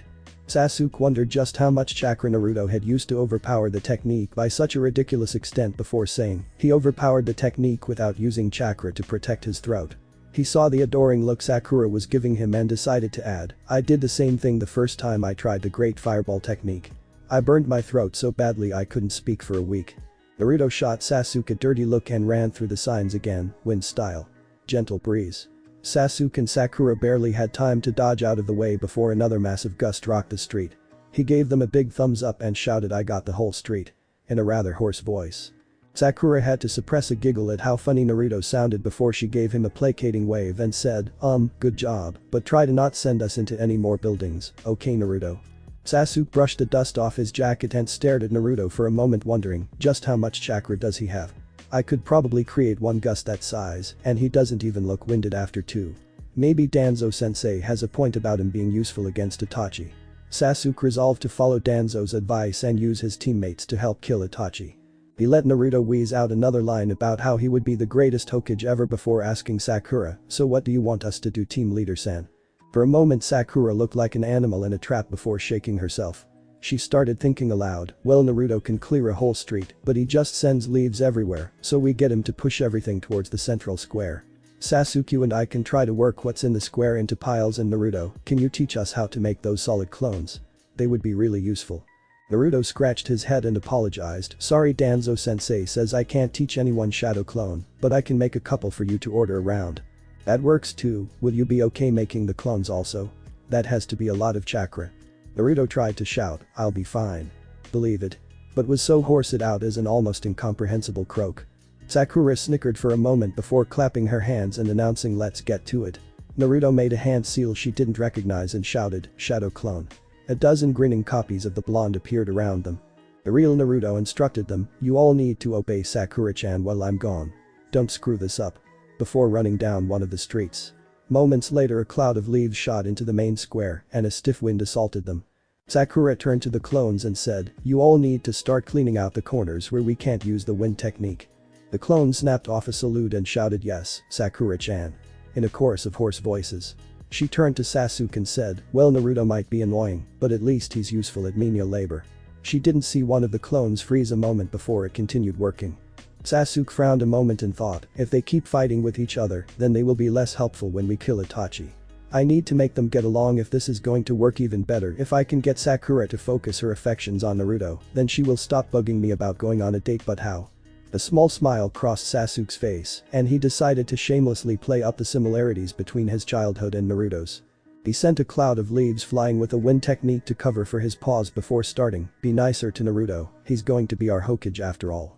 Sakura scoffed, you don't really believe that, do you? I respect his ambition. He is very similar to me.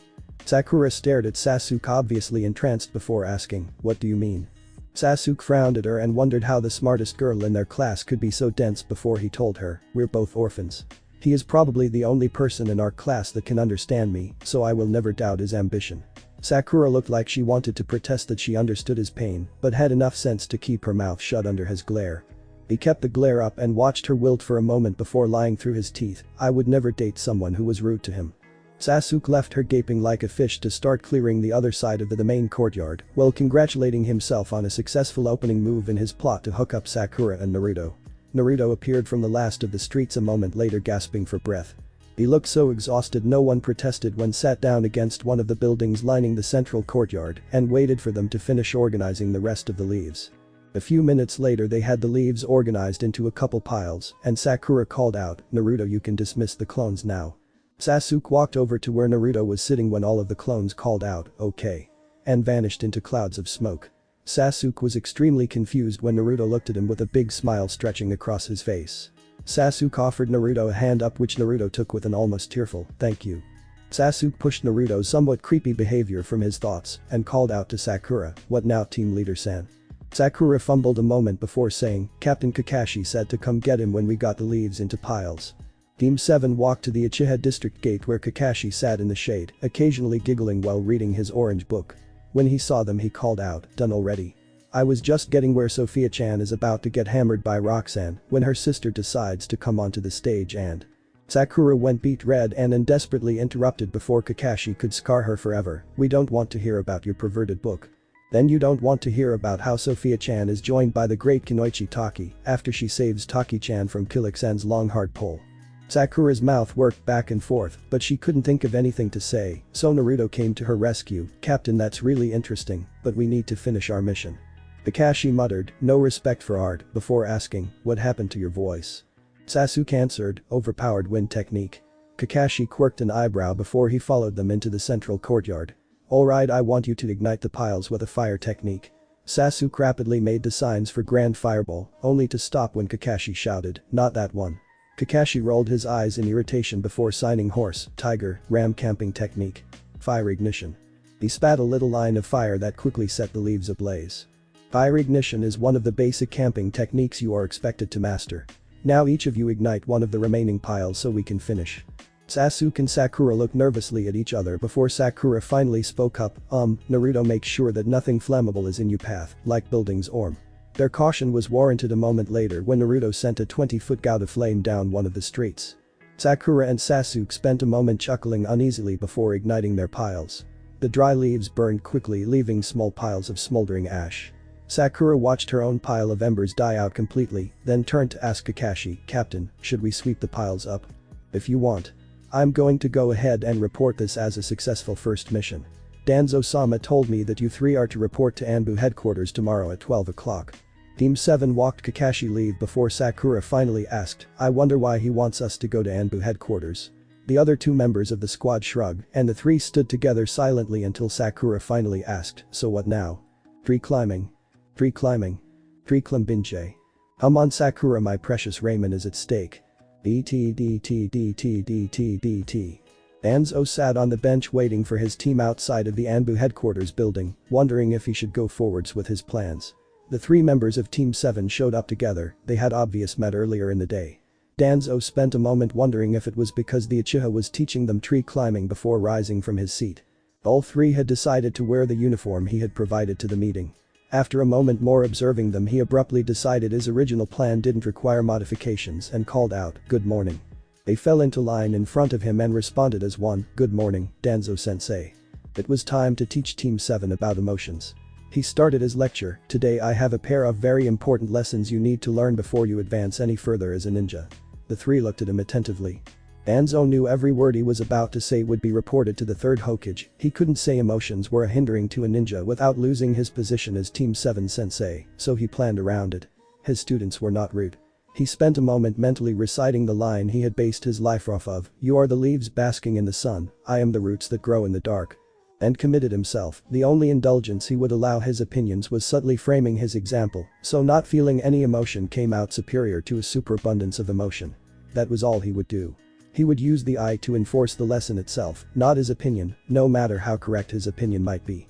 He spent a moment preparing himself for the first planned use of Shisui's eye on Team 7, and then began his speech. The first Hokage one said. Danzo paused to look at Team 7 and activated Shisui's Mangekyo eye. To ninja, emotions are a weapon. Danzo winced as the eye shut down from the strain of implanting the sentence and continued. Some interpret that statement as ninja should not feel emotion. Others insist the first meant our emotions make us stronger. In practice, neither understanding is correct. A true master understands emotions but is not controlled by them. Imagine you are in a battle with another ninja and he taunts ya with being an orphan. To Danzo's surprise, Sakura flinched. He spent a moment filing her reaction for later analysis before continuing. A ninja not in control of his emotions becomes enraged and attacks his opponent with all his strength. He never notices the trap he's being lured into. When his opponent triggers the trap, our emotional ninja dies a failure. Now let's examine the ninja who suppresses his emotion. His opponent taunts him about being an orphan and he ignores it. The fight continues without exposing the opponent's trap. But the master ninja hears the taunt and wonders what his opponent is trying to gain. He realizes the trap his opponent is laying and plays along, lulling his opponent into a false sense of security. The opponent never realizes what went wrong when the master suddenly turns his own traps against his. To become a master ninja, you must first become a master of your own emotions. If an opponent thinks you are cowed in fear, he will never expect the kunai in the back. This is one of the most important lessons I can teach, and it plays into today's other lesson. Please follow me inside. Danzo mentally calculated how long it would take Shisui's eye to recover and resolved to make the remainder of the lesson last that long before smiling at the unmasked ANBU member sitting at the front desk like a secretary. Danzo Shimura taking Team 7 to visit Torture and Interrogation's little show.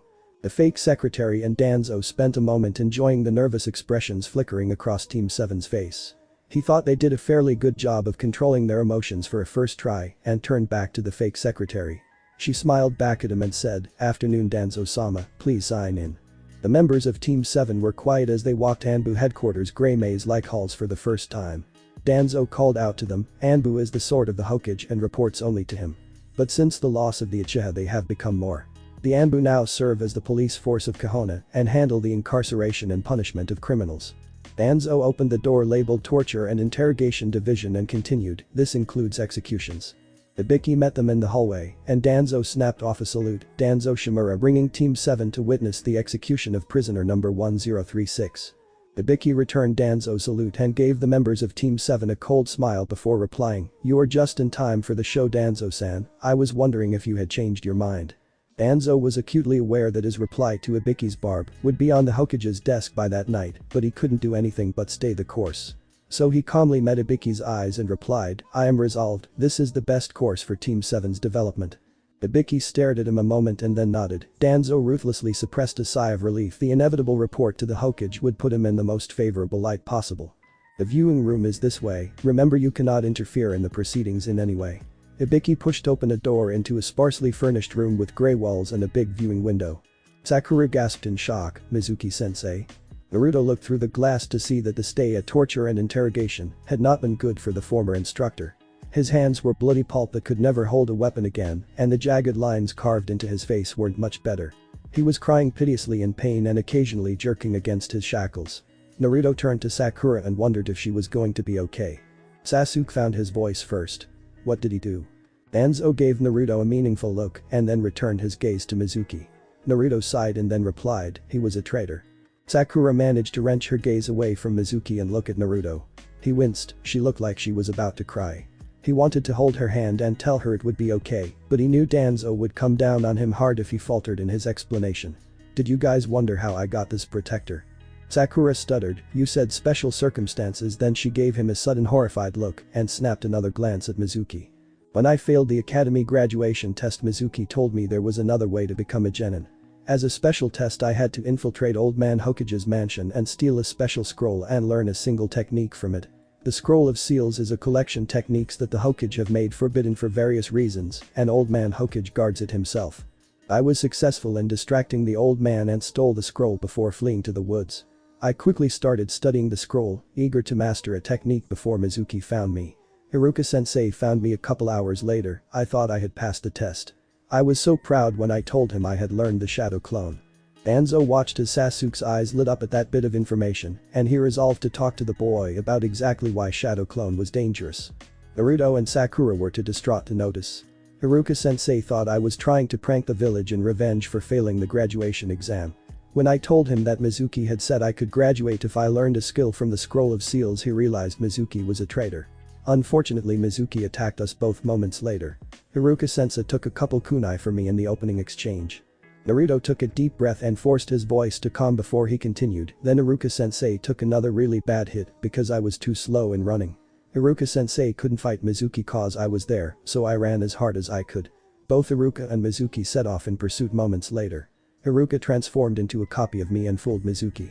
Once Mizuki discovered the ruse, he decided to taunt Iruka-sensei a bit about before he killed him. Iruka-sensei came to my defense. Naruto gave his teammates a sad smile and finished. He said I was one of his excellent students. He acknowledged me. He's probably the first person besides Old Man Hokage who has really acknowledged me. Mizuki spit on all that. I turned around and faced him. I put all of my power into Shadow Clone and managed to defeat Mizuki. Iruka-sensei gave me his own forehead protector. Naruto tapped his forehead and continued, this forehead protector. That is how I became a genin. Sakura gave Naruto a confused and desperate look. She muttered to no one in particular, he used to give me sweets when the other kids made fun of my forehead. Sasuke got over their former instructor being a traitor fairly quickly. Mainly because he had something more important to worry about, like how this was going to affect his plans to get Naruto and Sakura to act like teammates. He sent an irritated glare to Danzo and pushed Sakura into Naruto. She squeaked when she hit Naruto's chest. Sasuke spent a moment to appreciate the cute reaction before gesturing for Naruto to hug her. Luckily for Sasuke, Naruto was too upset with his own remembrances to protest and wrapped his arms around her without complaint. Danzo watched the scene and wondered how his team dynamic had changed so much in the last day. Sasuke's actions made no sense to the old man, but they were headed in an interesting direction, so Danzo let them play it out. Sakura was still sobbing against Naruto's chest when Ibiki entered Mizuki's holding cell with a frog-masked ANBU. Ibiki's deep voice boomed out, "Chunin instructor Mizuki." Sakura turned to face her former instructor. Naruto held her hand. Sasuke walked over and took her other hand before Ibiki could continue. "You stand accused of terrible crimes. To the crime of theft of a national treasure, the Scroll of Seals, you are judged. Guilty. To the crime of assaulting a fellow leaf ninja, Chunin instructor Iruka, you are judged. Guilty. To the crime of revealing a S-class secret to someone not party to the secret, Academy student Uzumaki, you are judged. Guilty." Naruto never noticed Sasuke's speculative glance. Ibiki took a deep breath and continued. "For your crimes the punishment is a traitor's death." Ibiki turned to the ANBU that accompanied him and said, "Frog, you may administer the punishment." Frog nodded once to Ibiki and unsheathed his tanto. He moved in front of Mizuki and paused a moment to say something quietly before brutally ramming the blade into Mizuki's chest. Frog twisted the tanto and watched as his eyes glazed over before withdrawing the blade and wiping it on the remains of Mizuki's jacket. Frog nodded again and Ibiki boomed out, "Justice has been done." Before they both left Mizuki hanging from his shackles. Danzo looked at his students and said, "They will destroy the body so our enemies can learn nothing from his corpse." He paused to prepare himself, then acted out the closing act of his little show. "The other lesson I wish to teach today is simple. As ninja, our purpose is to kill. Whether executing a traitor or cutting down a foe in the field, everyone who calls themselves a ninja must be able to kill their foes without hesitation. When you put on those forehead protectors you swore a solemn oath. I am the sword of my nation, I will strike down our foes. I am the shield of our nation, I will defend its people. A ninja that cannot kill is not a sword or shield, they are a weight that will bring others down with them. When you take the life of a foe you are not a monster, you are a ninja fulfilling their solemn oath.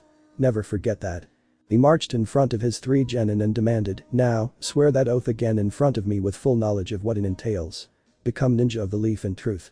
3 unsteady voices replied, "I am then." Danzo boomed, "Say it with conviction." Naruto, Sasuke and Sakura looked at him with resolve and firmly said, "I am the sword of my nation, I will strike down our foes. I am the shield of our nation, I will defend its people.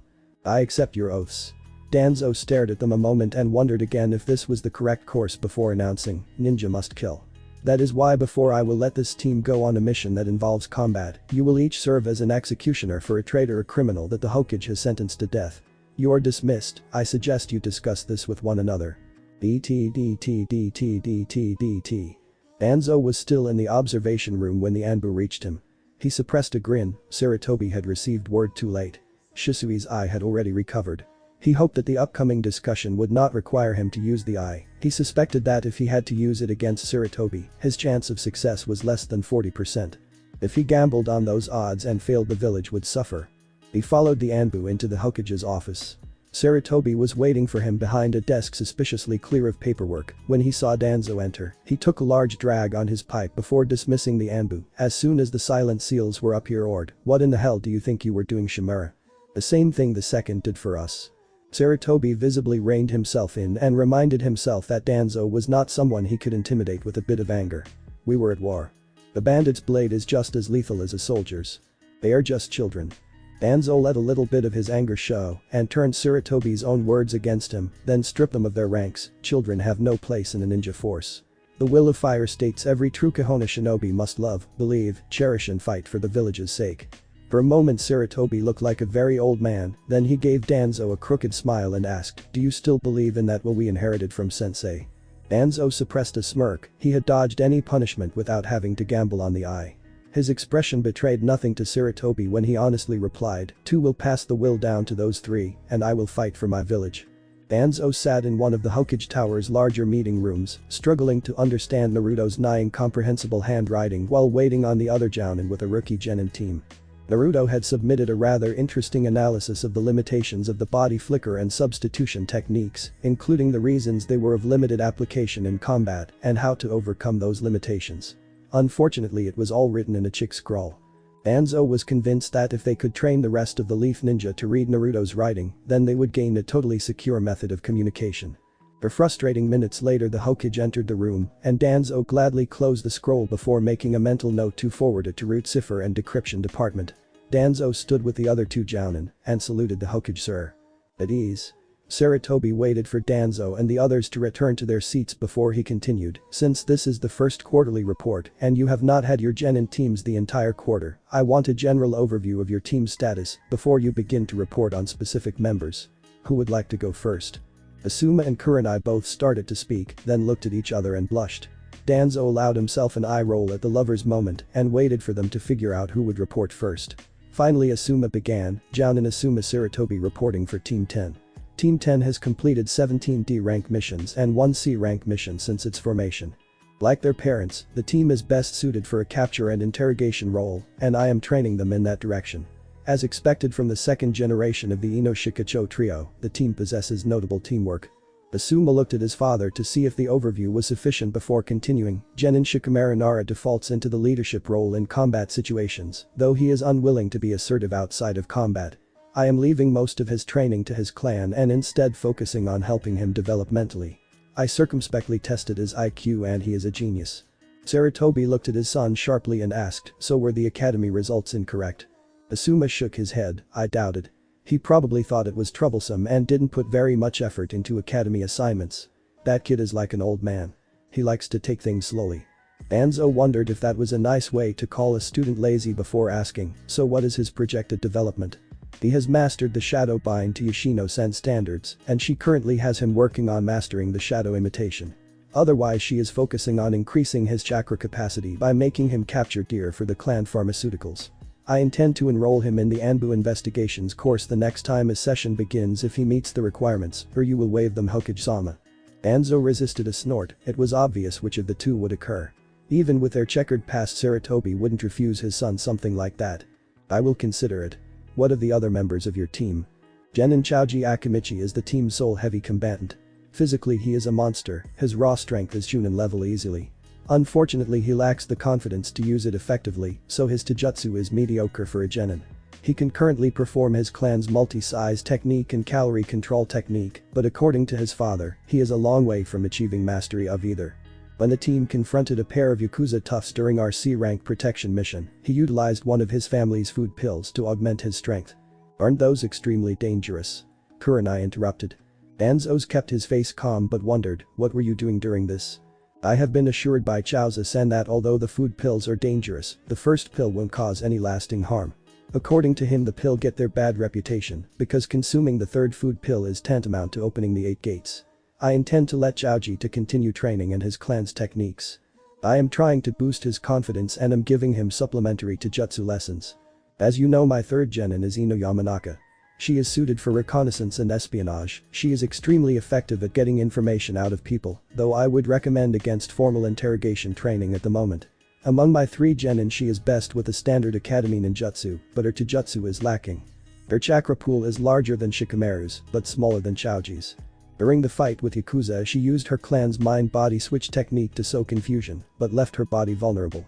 Her teammates were forced to divert attention between protecting her and the client. Her father is helping her learn her clan's techniques, and her mother is giving her an education in basic poisons and antidotes. I am offering to help her improve her taijutsu, but she is not currently interested in additional physical training. Asuma looked over at Danzo and added, "Oh, and she has a crush on your prize student Danzo-sama." "I see." Kurenai smiled and asked, "I guess I'm next." After a nod from Saratobi, she continued, "Jounin-sensei, Kurenai Yuhi reporting for Team 8. Team 8 has completed 26 D rank missions since its creation. The team is best suited for reconnaissance and tracking. The team recently was asked to help in the second stage of the Hunter Ninja selection trials as one of the pursuit forces and were able to successfully eliminate 12 of the Hunter Ninja candidates from the running. The team shows an acceptable degree of teamwork for a group that has only been operating together for 2.5 months. They also display an unexpected degree of proficiency at taijutsu." Danzo wondered if Team 8's impressive display in the Hunter Ninja trials was the result of the team's unexpected prowess or of slipping standards. He made a mental note to have someone at Internal Affairs look into the matter before returning his attention to Kurenai's speech. She exhibits an almost crippling lack of confidence. Her taijutsu is, as expected of a Haigwa, above average. When she spars against me, she preforms at the level expected of a Chunin, but when against her teammates, she falls to about mid-genin proficiency. She also displays an unexpected knowledge of herbal remedies and medicine. Due to her position as a clan heiress, she has an exceptional knowledge of etiquette and ceremony. Her father has assured me he will supervise her education in the gentle fist style and has asked me to make time for his instruction. I am focusing my instruction on improving her confidence and ability to work with the rest of the team. Because of her Byakugan, she does not need instruction in breaking Jinjutsu, so I am focusing on increasing her teammates' proficiency in breaking Jinjutsu before advancing all 3 of the to more advanced instruction. Genin Kiba Inuzuka is at times distressingly brash and overconfident but listens to his teammates when they speak up. His taijutsu when working with his partner, Orochimaru, is exceptional. He has yet to lose a taijutsu spar with either of his teammates.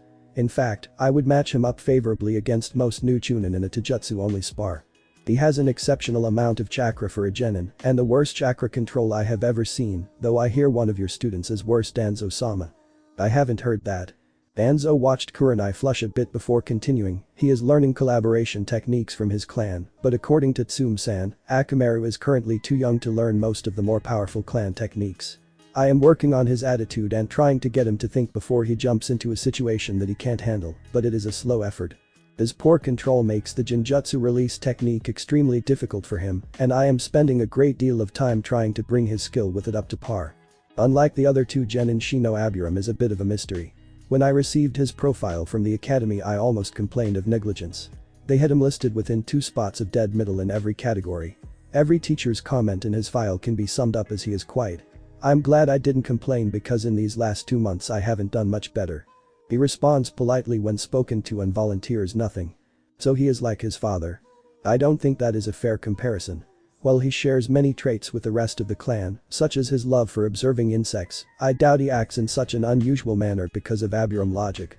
I don't know why, but Shino is paranoid. He marks everyone he meets with his bugs and hides his skills whenever possible. I know his mother has been training him in the Aburam clan style since he was 6, but he only uses the academy style in taijutsu spars. Kurenai realized how far off of topic they had drifted and returned to addressing her genin skills. Shino may be my strongest genin. The level of taijutsu he has displayed is mid-genin, but I believe his actual level is somewhere between high genin and low chunin. According to his father, Shino can use several of the clan techniques including the insect clone. In mock combat, his use of his clan's bug techniques shows a level of tactics and planning rarely seen in genin. Since he possesses the necessary degree of chakra control, I plan to start giving him basic instruction in Jinjutsu once Kiba masters the release technique. I hope that by learning some Jinjutsu he will be able to overcome a few of the standard Aburam weaknesses. Otherwise I am leaving his instruction to his mother and father, since he will not allow me to gather enough information about his current level to give him meaningful instruction in other areas. Since his supposed paranoia is not negatively impacting the team, I have no plans to address it. Thank you, Kurenai-san. Sarutobi took a breath before asking. And Team 7? Downin Sensei Danzo Shimura reporting for Team 7. Team 7 has completed 9 D-rank missions. The team is best suited for heavy combat. At its formation, Team 7 possessed a notable lack of teamwork. He shot Sarutobi a glance and continued, in my opinion, they would have failed Sensei's bell test. This is no longer the case. Danzo turned to look at the other 2 Jounin senseis and continued, though their teamwork isn't at the level of the famous trio or even exceptional, they work together well enough. I have dedicated most of the past 2.5 months to training certain members up to the level they should have possessed when they graduated from the academy. Denon Sakura Haruno was a fangirl somehow labeled the top kunoichi of her class, which makes me grieve for today's youth. After 2.5 months of exercise, her physical condition is comparable to a middle-of-the-class academy student. He looked at Sarutobi in time to catch the old man signing, "What are you doing?" He signed back, "After." Before covering the pause by saying, "Physically your grandson would beat her, though on a purely technical level, her taijutsu is probably mid-genin. She knows no worthwhile ninjutsu. However, Jinjutsu is a bright spot. I have managed to teach her the hell viewing technique and the false surroundings technique. In addition, Kakashi taught her the Miss Servant technique. She has also learned a bit of medicine. I am currently working on improving her chakra capacity, another area where she is currently inferior to your grandson Hokage-sama. When she has the chakra capacity to support it, I will begin instruction in more advanced Jinjutsu and maybe a few defensive ninjutsu. When the hospital begins another course on medical jutsu, I intend to enroll her. Genin Naruto Uzumaki is dead last of his class. It showed. I am proud to say that he has grown up a bit over the past 2 months, though his teammates still haven't gotten him to burn that jumpsuit.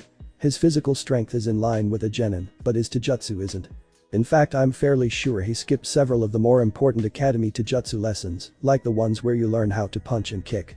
Danzo watched the other Jounin and tried to decide if he was making a joke or not before continuing. Since joining Team 7, his taijutsu has improved markedly. Now he can probably beat your grandson in a fair fight. Of course any genin would trounce him.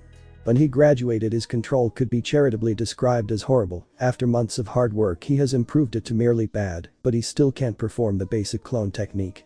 Danzo suppressed a smile at the dirty looks he was getting and said, "For the foreseeable future, I will continue to help him improve his taijutsu and control until they reach the standards I expect from a genin. At that point I will help him learn a few supplementary ninjutsu." Danzo made a mental note of Kurenai and Asuma's relieved expressions when he started. Genin Sasuke Uchiha was the top rookie of his class and continues to demonstrate why he deserved that title. His taijutsu is solidly low chunin.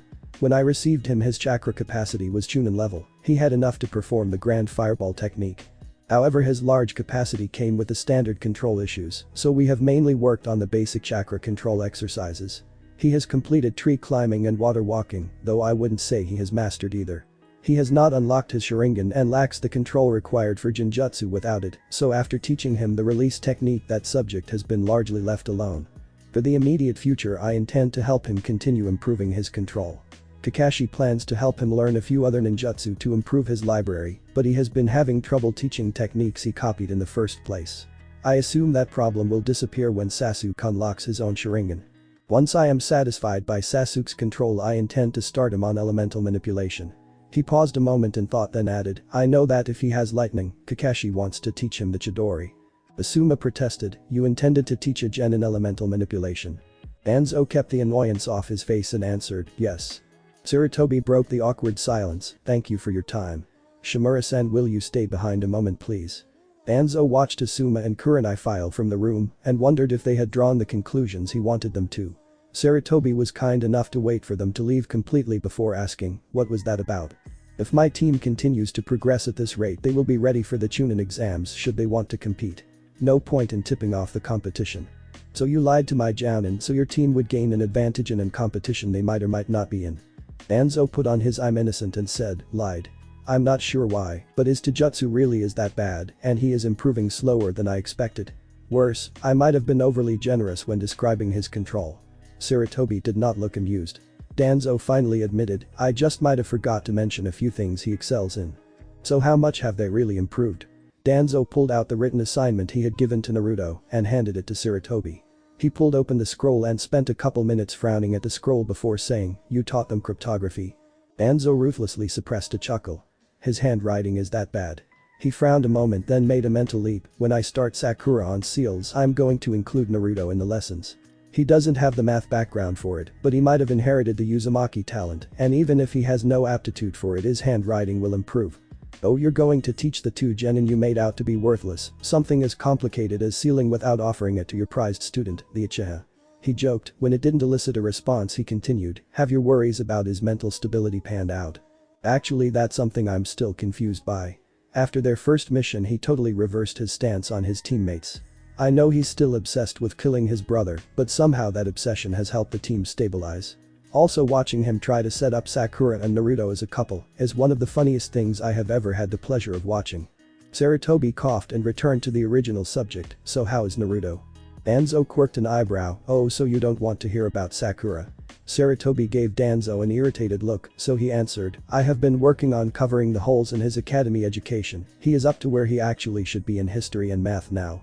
As I mentioned, his control is still bad. This is mitigated by the fact his reserves are at least high jounin. Kakashi thinks that Naruto has about twice as much chakra as him. Naruto can waste chakra every time he uses an technique and he will still last hours longer than his teammates. He is also getting smarter about how he uses his techniques. That nigh incomprehensible scroll in your hands is his answer to a question I posed in the team's last group meeting. I asked a team to examine the faults of the substitution technique and how to overcome them. From the small patches of his answer that I can read he drew a rather interesting parallel with the body flicker technique. According to Naruto, body flicker is widely considered a showman's technique that is useless in a fight because it takes 3 seconds to form the chakra required for a jump. But then someone came along and figured out how to cut that time down to a little over a second. Suddenly you have the combat juggernaut Shisui of the body flicker. The Naruto substitution is the same sort of technique. Currently substitution is almost useless in a fight because you must prepare something like a log to substitute with in advance. Naruto's solution was simple, just make something during the fight. Sarutobi's face lit up in realization. Shadow clone. When Naruto masters the reduced seal version of substitution, no genin will ever be able to touch him. All that with terrible taijutsu and bad control. He is working hard at improving all of his faults.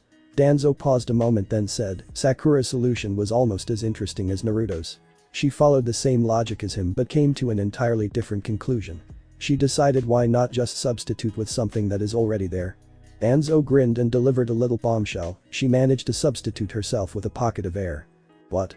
Sarutobi looked at him with undisguised shock. I will have a copy of her solution passed along to you, but don't get your hopes up, no one has been able to duplicate her trick yet. And she is not going to demonstrate it again until she can do it without giving herself chakra exhaustion. Sarutobi paused a moment to digest it then asked, I am curious, what do you actually plan for your team? If they complete their 10th mission to my satisfaction then I will recommend them for their first C rank mission. Are they ready for that?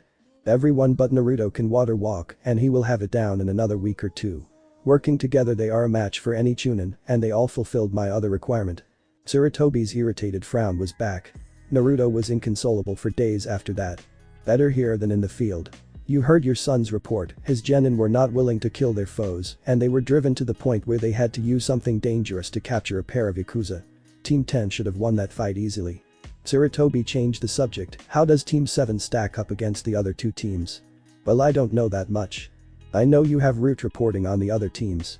Why would I do? Thought he just had internal affairs give me a copy of the relevant files. Sarutobi fought back a smile and Danzo continued, it wouldn't be a contest. They are without a doubt the strongest team of their generation. So what D rank do you plan to send them on tomorrow? Danzo's face twisted in an evil grin. I do believe that it is time for Madame Shinji's cat to make another daring escape. You didn't. Ah, the joys of running route. DT.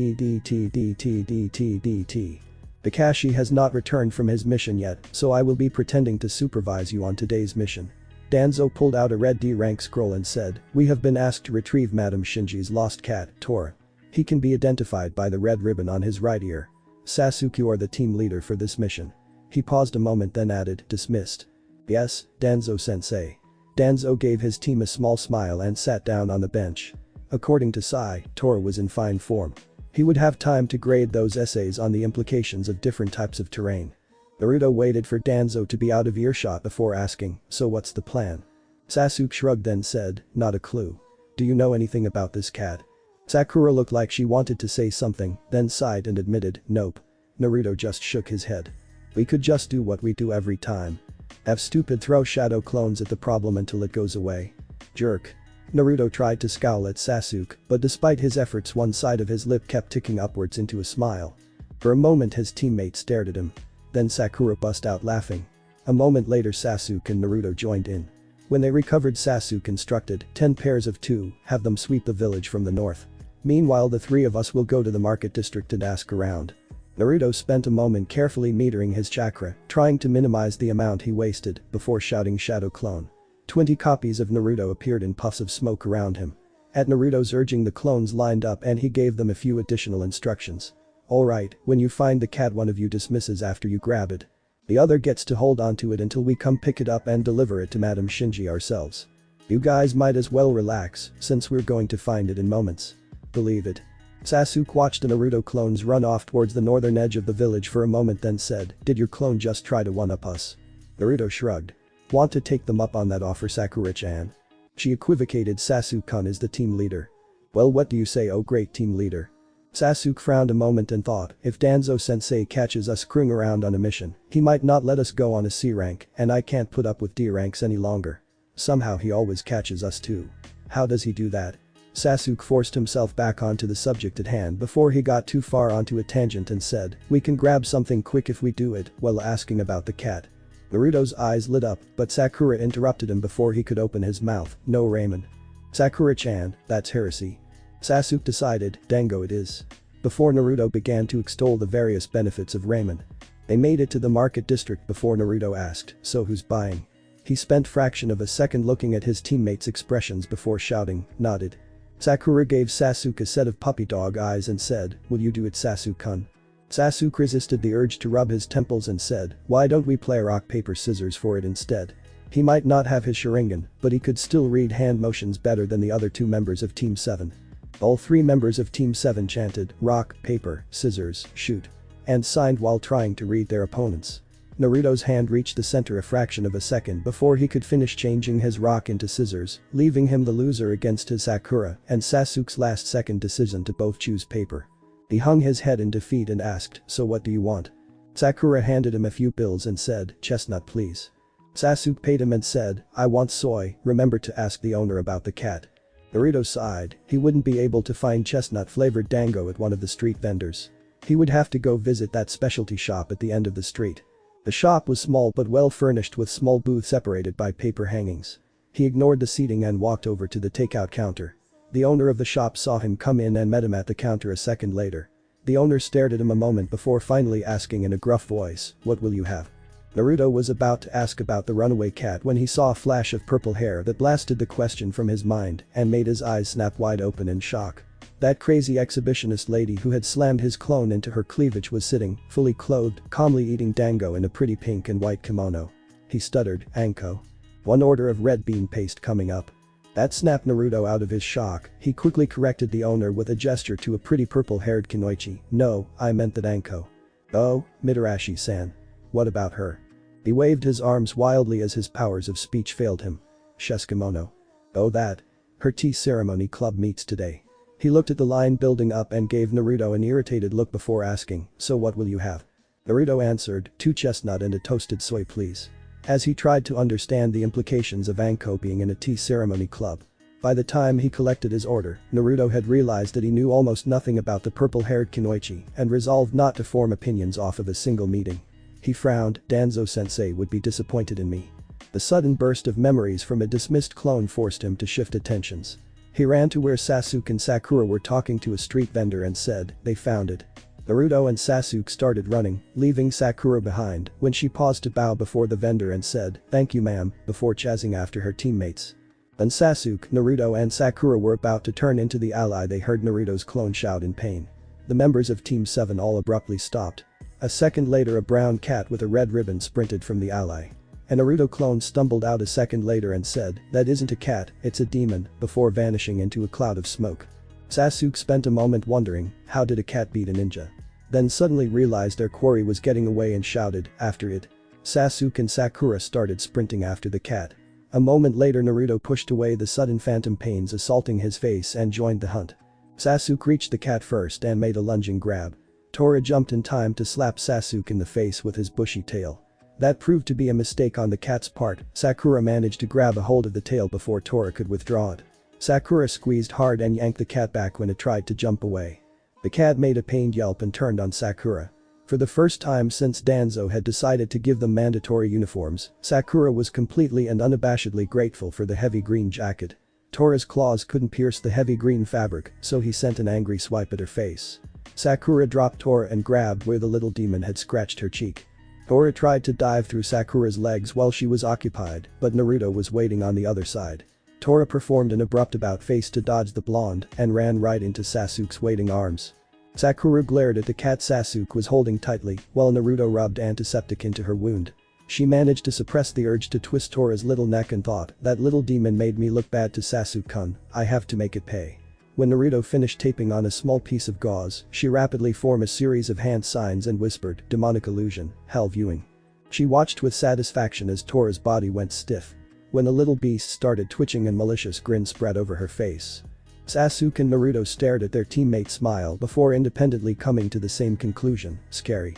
Naruto recovered first, Sakura-chan, did you really just put that cat in a Jinjutsu? That grin didn't change, yes I did. Sasuke looked down at the twitching bundle of fur in his hand, then back up at his unexpectedly vindictive teammate before finally saying, you know you have to cancel this. When he saw Sakura was about to make the release gesture he interrupted before she could finish, but we need to find a cat carrier first. DT. Naruto woke up with a big grin splattered across his face. It was time for his first real mission. He dressed quickly while mumbling a list of things he would need for the mission, ramen, ninja wire, explosive tags, maybe a few of those paint tags Danzo-sensei made us practice with. I was saving those for a prank, though oh well, I'll bring them anyway, and I definitely need ramen, shuriken, kunai, and a couple of those folding shuriken that Sasuke gave to me. Naruto had found about half the items on his mental list when a loud knock on his door interrupted the search. Who is it? Sakura's voice called back, Kahona Sanitation Department come to condemn your room. Morning, Sakura-chan. Open up, stupid. Naruto unlocked the door and Sakura walked into his messy apartment. She sat on the edge of his bed and said, I came to make sure you didn't pack a bunch of stupid stuff. Naruto shot her an excited smile, that's so sweet, Sakura-chan. Sakura blushed and replied, I can't let you drag me and Sasuke-kun down because you are too stupid to pack correctly. Naruto pulled out the last of his emergency ramen supply and sat it on top the stack of ninja supplies. He pointed and said, I think I did fairly well. Sakura suppressed a sigh, so where are your spare clothes? What about your weapon maintenance kit or your first aid kit? You didn't even bring a waterproof tarp. Sakura suppressed a giggle as Naruto dramatically hung his head in front of her. Come on, I'll help you pack properly. She looked around and said, where is that sealing scroll that Danzo-sensei gave you? Oh yeah, I forgot about it. Naruto started digging junk out from underneath his bed until he pulled the scroll out with a shout of, yes. They quickly separated the supplies into a pile of spare ninja supplies, a pile of ramen and explosive tags, and a pile of everything else. Naruto shot Sakura a curious glance at the organization and she replied, remember Danzo-sensei said we can't seal consumables into these scrolls since they are cheap. And it's bad policy to seal explosive tags inside a scroll, they can accidentally trigger when you unseal them. Naruto sealed most of the supplies away and slipped the scroll into a waterproof case before packing his bag. He stuffed the first aid kit into the big pocket on the leg opposite of his kunai holster, then made sure he had the correct amount of shuriken and kunai immediately available. Dying because all of your kunai were sealed away in your backpack would be humiliating. He smiled contentedly at Sakura and threw on the ugly green jacket Danzo had made the team's mandatory uniform. After he strapped on his arm guards and his forehead protector he spent a moment looking in the mirror, then grabbed an old sock to try to polish out some of the scuffs in the armor. He stopped when Sakura started giggling. I never thought I would see you preen in the mirror like Ino. Hey, I'm not that bad. And Danzo-sensei says looking good when you meet clients is important. We are the face of our village, if we don't look professional, then no one will take the village seriously. Sakura looked at her own arm guards, which she had polished until they shone a deep green, and decided to not push the issue. You're right. So do you think Captain Kakashi will be on time since it's our first C rank? If I thought he was going to meet us on time I would have gotten up an hour ago. I still think we should go with Sasuke-kun's plan and make the scarecrow wait on us. It would be funny to tell him about how we got lost on the road of life. Yeah, right up until he reported us to Danzo-sensei. That man has no sense of humor. You're just mad he knew the shoes were your fault. Though I must admit, I am curious, how did you get Kurenai-san to put that Jinjutsu on him? Trade secret. I'm still mad you and Sasuke ruined it by asking why his shoes were squeaking. How were we supposed to know he couldn't hear it? You should have trusted in your teammates more. Naruto threw on his pack and opened the door for Sakura before following her out and locking it behind them. So what kind of mission do you think we will get? I hope we get a patrol mission. I want to see some of the other cities. I'm hoping for an escort mission. I heard that Team 10 was assigned to protect a poor rice merchant and ended up overthrowing a Yakuza group that tried to strong-arm their client. I doubt that. There is no way the mission office would assign something as dangerous as that to a bunch of rookie genin. More likely their sensei beat a couple of Yakuza up at a bar and they tried to get revenge later, only to miserably fail. Sakura saw their third teammate and shouted, "Good morning, Sasuke-kun." "Morning. Where is the scarecrow?" "Haven't seen him yet." While Team 7 waited on the bench outside the mission hall for their captain to surface, they checked each other's pack and traded theories on what they would have to do on their first C-rank mission. They all froze when a voice called out behind them, "Well, I think you all will receive the C-rank mission of babysitting Ibiki's 4-year-old daughter." It used to be a D-rank assignment, but the last group of genin that got tricked into playing with her. Kakashi shook his head then added, "That poor dog was never the same." Sakura recovered first. "Captain, does Ibiki even have a daughter?" "Nah, I was just screwing with you though, he did marry a cute Nara girl last year." Kakashi took in the three disbelieving expressions and changed the subject, "Let's go get your mission." He lead them into the mission hall then added, "Oh, Danzo-sen says you are the team leader for this one. Naruto, I won't intervene unless I have to." Before Naruto and Kakashi could get in line, the Chunin running the mission desk called out to them, "Since this is Team 7's first C-rank, Hokage-sama wants to see you personally. Head over to his office for your scroll." Naruto shrugged and said, "Guess Danzo-sensei told them ahead of time." The door to the Hokage's office at the mission hall was left open for Team 7. The Hokage smiled at them when Naruto, Sakura and Sasuke filled into the room. Naruto shouted, "Hey old man, the lady running the desk said we have to come to you for our mission." Kakashi sighed at the disrespect and was about to scold Naruto when the third cut him off. "Yes Naruto, I want to make sure you are really ready for this mission. C-rank missions have killed promising young ninja in the past. Why should I give a C-rank to your team?" Naruto glanced at his teammates. Sasuke looked like he was about to shout at the old man, and Sakura looked like she had been betrayed. Naruto looked back at the third Hokage and calmly told him, "Because we are ready." The third stared at them a moment longer and then admitted, "I guess you are." He pulled a scroll from his desk and tossed it to Kakashi before saying, "I'm assigning Team 7 a C-ranked escort and protection mission." "Really? Who are we protecting?" Naruto interrupted. I was about to introduce him.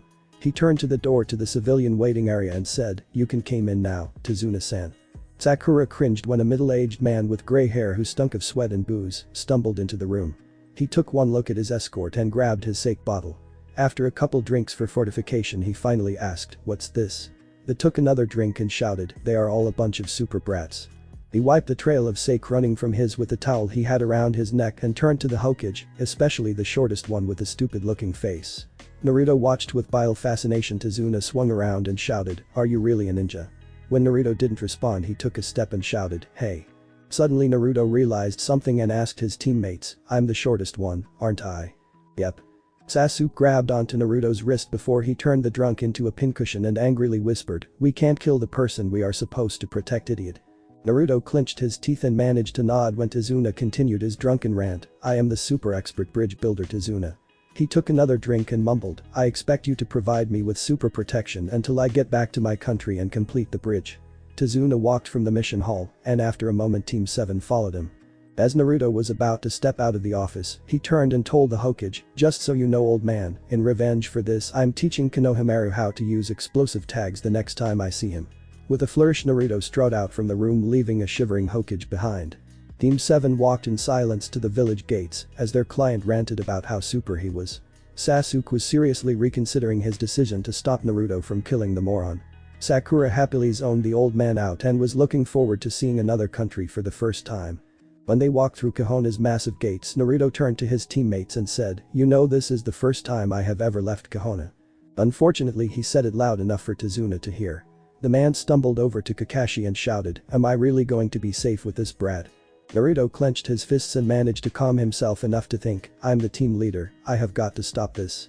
He is disrespecting us in our village, how would Danzo-sensei handle this?" He couldn't think of anything, so he just decided to go with threats. Naruto took a deep breath and walked over to where Kakashi was placating Tazuna. When the drunk turned on him, Naruto hit him in the gut and sent him sprawling across the ground. He looked down at the bridge builder with his best sneer and said, "Let me make something very clear. We are ninja. We will protect you until our contract runs out, now shut the hell up and let us do our job." The bridge builder looked like he wanted to protest when Sasuke broke into the conversation. Team leader could just kill him and hide the body. Unfortunate accidents happen all the time. Tazuna was mouthing team leader when Sakura added her 2 cents, "Why do it ourselves? If he's paying for protection, some petty crook or another wants to kill him. We might even make some money turning him over." The drunk's eyes went wide open and the flush vanished from his face. He stuttered, "Ya wouldn't do that, would you?" Naruto looked at Kakashi a moment then said, "We are ninja." Before helping the drunk onto his feet, Naruto turned to his teammates and said, "We will stay in close formation with Tazuna-san. I will create a few shadow clones to scout the area around us and have a decoy group of clones stay about 5 minutes ahead of us on the road. Any suggestions?" Kakashi thought a moment and said, "Anything I can think of would be excessive for this level of protection. Are you sure you can handle the strain of maintaining that many clones?" He was mildly disconcerted by the 3 enigmatic grins plastered on the faces of Team 7, but brushed it off. After Naruto made his clones and put them into a decent patrol route, the team set off towards Wave Country.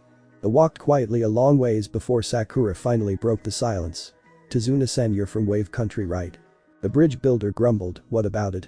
Sakura was put off by the man's attitude and turned to Kakashi and asked, "I can't remember from Danzo-sensei's lectures, do they have ninjas in that country too?" He looked at Naruto a moment before giving her a smile and replying, "Not anymore." Sakura caught the hint and dropped the subject, but made a mental note to privately peruse it later. If it involved her teammate, she needed to know. Naruto froze. 2 Mist Ninja just ambushed my decoy clones. They use a chain and claws in combat and targeted your clone first, Captain. Friends of yours. Kakashi swore and said, "I don't recognize them. You don't have time to look through your bingo book. They just finished off the last of my clones and are headed this way." As if to accentuate Naruto's comment, a swarm of kunai exploded from the trees around them. Naruto and Sakura closed in on each side of Tazuna and swatted the kunai that would hit him out of the air, leaving Kakashi and Sasuke to fend for themselves. Naruto shouted to Sasuke, "Flush them out." In response, Sasuke rapidly signed fire style. Great fireball. Naruto waited a second, then inhaled deeply and signed wind style. Gentle breeze. When the wind technique caught up with the fireball, it went from a bright orange to a dark, barely visible blue for a fraction of a second before it exploded into the woods with a bass thump. Sakura looked at the devastation and asked, "Do you think when a pair of Mist Ninja shot from the ground? One jumped high, dragging of the shark chain which connected him to the other ninja into the air with him, when the other charged the group. Naruto met the one that charged head-on with a brutal kick. The Mist Ninja countered with a vicious jab from the heavy metal claw he wore on his right hand. When Naruto ducked under the blow, he brought the claw low and tried to wrap Naruto in the chain. Sasuke followed the one that jumped and mentally judged he didn't have time for another fireball, so sent a trio of kunai towards the Mist Ninja before jumping up to meet him. The ninja brought the gauntlet on his left hand down in a hard chop as soon as Sasuke was in range. Sasuke accepted the blow on his arm guards and twisted underneath the Mist Ninja the second before they landed. The Mist Ninja rolled the second they hit the ground, dodging Sasuke's attempt to put a kunai in his back. Then Sakura finished the last sign and whispered, "Demonic illusion." Hell viewing. For a fraction of a second, Naruto's foe froze before clasping his hands together and dismissing the Jinjutsu, but that was all Naruto needed. As soon as the opening came, Naruto stepped inside the Mist Ninja's guard and sent him to the ground with a crushing series of blows to his knee, chest and head. For a fraction of a second he paused, deciding whether or not to finish off his dazed foe. That was all the other Mist Ninja needed to hit him from behind. Sasuke's opponent saw his brother go down and sent a kick at Sasuke. It was blocked easily, but it was enough to give him some room. He yanked on the chain connecting him with his brother hard, sending him flying towards Naruto's back. Naruto heard Sasuke shout in supreme and barely turned fast enough to avoid being skewed. He brought his arm guards together and blocked the claw, leaving him wide open to the Mist Ninja's haymaker. Naruto was sent flying and Sakura desperately whispered, "Demonic illusion." False surroundings. She barely made it in time to save Naruto from the Mist Ninja's follow-up attack. The Mist Ninja snarled as the Leaf Ninja, who had hurt his brother, vanished from view and stabbed where he thought the brat had fallen. He would have killed Naruto if the blonde genin hadn't rolled away a second before. When his claw didn't contact anything, the mist ninja spared a second to cancel the illusion and resolved to kill the pink brat who kept throwing up Jinjutsu. He made it 2 steps before Kakashi decided to intervene in the fight. Kakashi appeared suddenly in front of the arranged mist ninja and sent a sudden strike to the ninja's leg. There was a sickening crack of breaking bone and the mist ninja was on the ground. The ninja tried to roll away but froze when he felt the sharp point of Sasuke's kunai against the back of his neck. Naruto picked himself off of the ground and wiped the trail of blood dripping from his mouth before asking, "So friends of yours?" Before Kakashi could answer, Sakura interrupted, "Their weapons were poisoned. You and Sasuke need to take the general antidote in case you got nicked." Naruto crunched the antidote pill and waited while Kakashi flipped through his bingo book. The demon brothers, Gozu and Maizu, are missing ninja from the Hidden Mist. They graduated the academy at 12 and were promoted to Chunin at 18. Naruto nodded and began to disarm the one Kakashi indicated was Gozu, while Sasuke worked on Maizu. They had them both tied up by the time Maizu recovered consciousness. Kakashi gestured for Naruto to begin, while Sakura dragged a scared Tazuna from the area. Naruto gave them a fake smile and ran everything Danzo-sensei had taught him about a field interrogation before he said, "Let's keep this simple, we are all professionals here. You Gozu will tell me what I want to know or I kill your brother." Maizu spat at him, "You don't have the guts, brat." Naruto gestured to Sasuke. Maizu was sent sprawling with a vicious kick to the back of his head. When he tried to rise, Naruto stepped on his head and growled in his ear, "I wasn't talking to you." Those who decided to intervene before the blonde one killed his brother, ask, then I'll decide if I want to answer. You don't have time to interrogate us and protect Tazuna.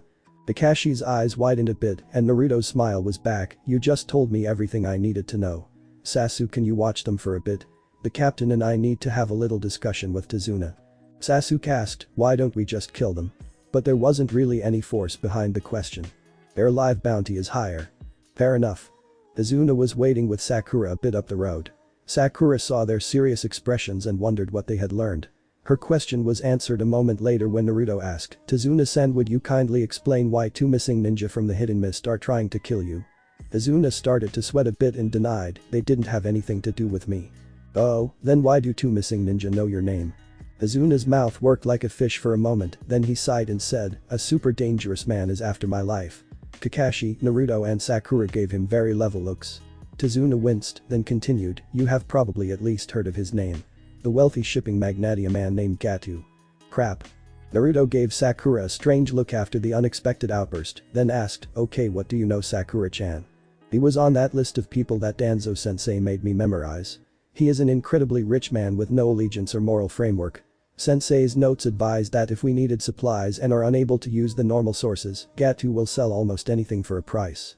Tazuna picked up where Sakura left off. "He spent years selling illegal items like drugs and slaves, but a year ago he decided to expand his business. He hired a bunch of thugs and mercenaries along with a few ninja and quickly took over Wave's shipping industry. Besides a few smugglers, he controls everything that goes in and out of the country." The bridge builder's face twisted into a smile and he grandstanded, "The only thing he fears now is the completion of the bridge. If the bridge falls, then so does Wave. This mission is at least B rank. Why did you knowingly hire us under false circumstances? Wave country is super poor, don't have enough money for an expensive B rank mission. But don't worry, if you abandon me now I will certainly die. My cute grandson will only cry for a few days. Oh yeah, and my beautiful daughter will spend the rest of her days hating Leaf Ninja. But it won't be your fault at all, so don't worry." Naruto felt bad for the bridge builder but couldn't help but mutter sob story after the over-the-top presentation of his troubles. "Naruto!" Sakura shouted. Evidently she didn't agree. "We can't just abandon them. Sakura, remember what Danzo-sensei said and get a hold of your emotions. If Gato is as rich as you say, then the next attack isn't going to be a pair of Chunin. It's going to be Jounin. I don't want to be responsible for your death, Sakura-chan." She blushed a bit then said, "Despite the lies, if we abandon our client in the face of adversity, it looks bad for the Leaf." Naruto nodded then said, "Sakura-chan, can you grab Sasuke? He needs to be involved in this discussion." He waited for her to get out of earshot before he asked, "Captain, what's your opinion? You have a lot more experience at this than us. You did well in the fight against the demon brothers and you handled yourselves well after it. I hesitated, it could have cost me my life. It was your first time in combat. It was a mistake." Kakashi opened his mouth, then closed it and conceded the point. After a moment of thought he said, "During that fight and after, none of you have acted like I expect Genin to. You all act like a team of Chunin even if your abilities aren't quite there yet, and if I was leading a team of Chunin I would say go ahead on this mission." Naruto saw Sakura and Sasuke walk towards them and said, "Thanks, Captain." When Sasuke arrived, Naruto asked, "Has Sakura filled you in?" Sasuke nodded and Naruto put a smile on his face, "So how did you like the warm-up?" Sasuke smirked and answered, "If Jounin aren't any better they might as well go ahead and name you Hokage." Naruto muttered, "Danzo-sensei is going to be furious." Then looked at his teammates and asked, "Are you ready to continue this mission knowing that we will be a serious risk to life and limb?" The responses were immediate and unfaltering, "I am." "Well, Captain, it looks like your soldiers are ready to march." Kakashi paused a moment then answered, "I will protect you even if it kills me. I don't let my comrades die." He didn't want to know what Danzo would do to him if he lived after one of them dying. When it came to Team 7, the man scared him even more than normal. They were all silent a moment until Tazuna asked, "So what are you going to do with the two you caught?" Naruto looked at Kakashi for confirmation then answered, "We can find them in a hidden area with a few clones as guards and send a clone as a runner to leave for a retrieval team." After Naruto finished making the necessary clones, they set off again. They walked quietly, each lost in their own worries and responsibilities, until something occurred to Naruto. "If Gato controls all of the shipping into and out of Wave, how are we going to get in?" Tazuna looked at the blonde genin in disbelief and said, "For a team leader you sure are ill-informed about the mission." Naruto gave him an ugly look and answered, "And whose fault is that?" Kakashi intervened before Naruto tore into the man, "Mine. The mission scroll details the route, sorry for not sharing." Sasuke watched as Naruto reined his temper in. He waited for Naruto to look relatively calm before he asked Kakashi, "So how are we going to get into Wave without Gato knowing, Captain?" "This road leads to one of the fishing villages that Gato nominally controls, but in reality a few smugglers operate out of it without his knowledge. We will meet our ride about a mile south of the village and ride a boat to Wave's main island. From there it is a short walk to Tazuna's house." The promised smuggler was a gruff man in his 30s who hid as much of his face as possible underneath his hat. The man nodded to Tazuna and escorted them onto his boat without a word. Naruto tried to find a comfortable seat among the tackle the man had left lying in the bottom of the boat. With a nervous glance about, the man pushed off the shore with his long paddle and started the engine. A moment later they were speeding out into the sea. The smugglers spoke abruptly. Gato changed his patrol boat's routes. "I'm going to run us out into the tier instead of following the coast. I'll take us under power all the way to North Branch, then I'll kill the motor and drift us down the strait. We will come into the main channel as late as possible, then cross it quickly near your bridge. Once we're at the wave break we will take the route with vegetation in case we're being pursued. I'll use that abandoned dock near your bridge, Tazuna." Naruto wondered if he was the only one that had no idea what the smuggler was talking about, but decided against asking questions when Tazuna nodded and said, "Thanks." The smuggler gave him an irritated look and said, "Thank me when you get there. If we see one of Gato's patrols you are all swimming." The bridge was one of the most impressive structures Naruto had ever seen. He decided he might even take the drunk super expert bridge builder remark seriously. When he had heard Tazuna's story he hadn't realized the scale of the project. He idly wondered how a poor island nation could afford a giant bridge, but decided against asking. A moment later they were close enough to the bridge for him to answer his own question. The stone used in its construction was obviously salvaged from somewhere else. Many blocks had streaks of old paint on them, and the stone was occasionally engraved with symbols. One in particular occurred over and over. A circle with 4 points on the inside surrounding a spiral. The fog rolled in when they reached the island's wave break. Naruto grimly smiled, the fog would make it harder to find them. The smuggler took them through one of the wave break's tunnels. Sakura, Sasuke and Naruto stood and took in their first view of Wave. A few moments later the smuggler pulled them up against an abandoned dock. They disembarked quietly. Once they were all off, the smuggler looked at Tazuna and said, "This is it for me, goodbye and good luck." Tazuna smiled back at the smuggler and replied, "Thank you so much." The smuggler pushed off the dock and revved the motor. In another moment he had vanished into the vegetation. Thanks for watching this video. If you really enjoy this video, like, subscribe and comment down below and turn on that bell notification. Don't forget to support and follow the KOSMOS00 for writing that awesome fanfic, and also make sure to comment on this story link in the description. See you in the next video. Goodbye.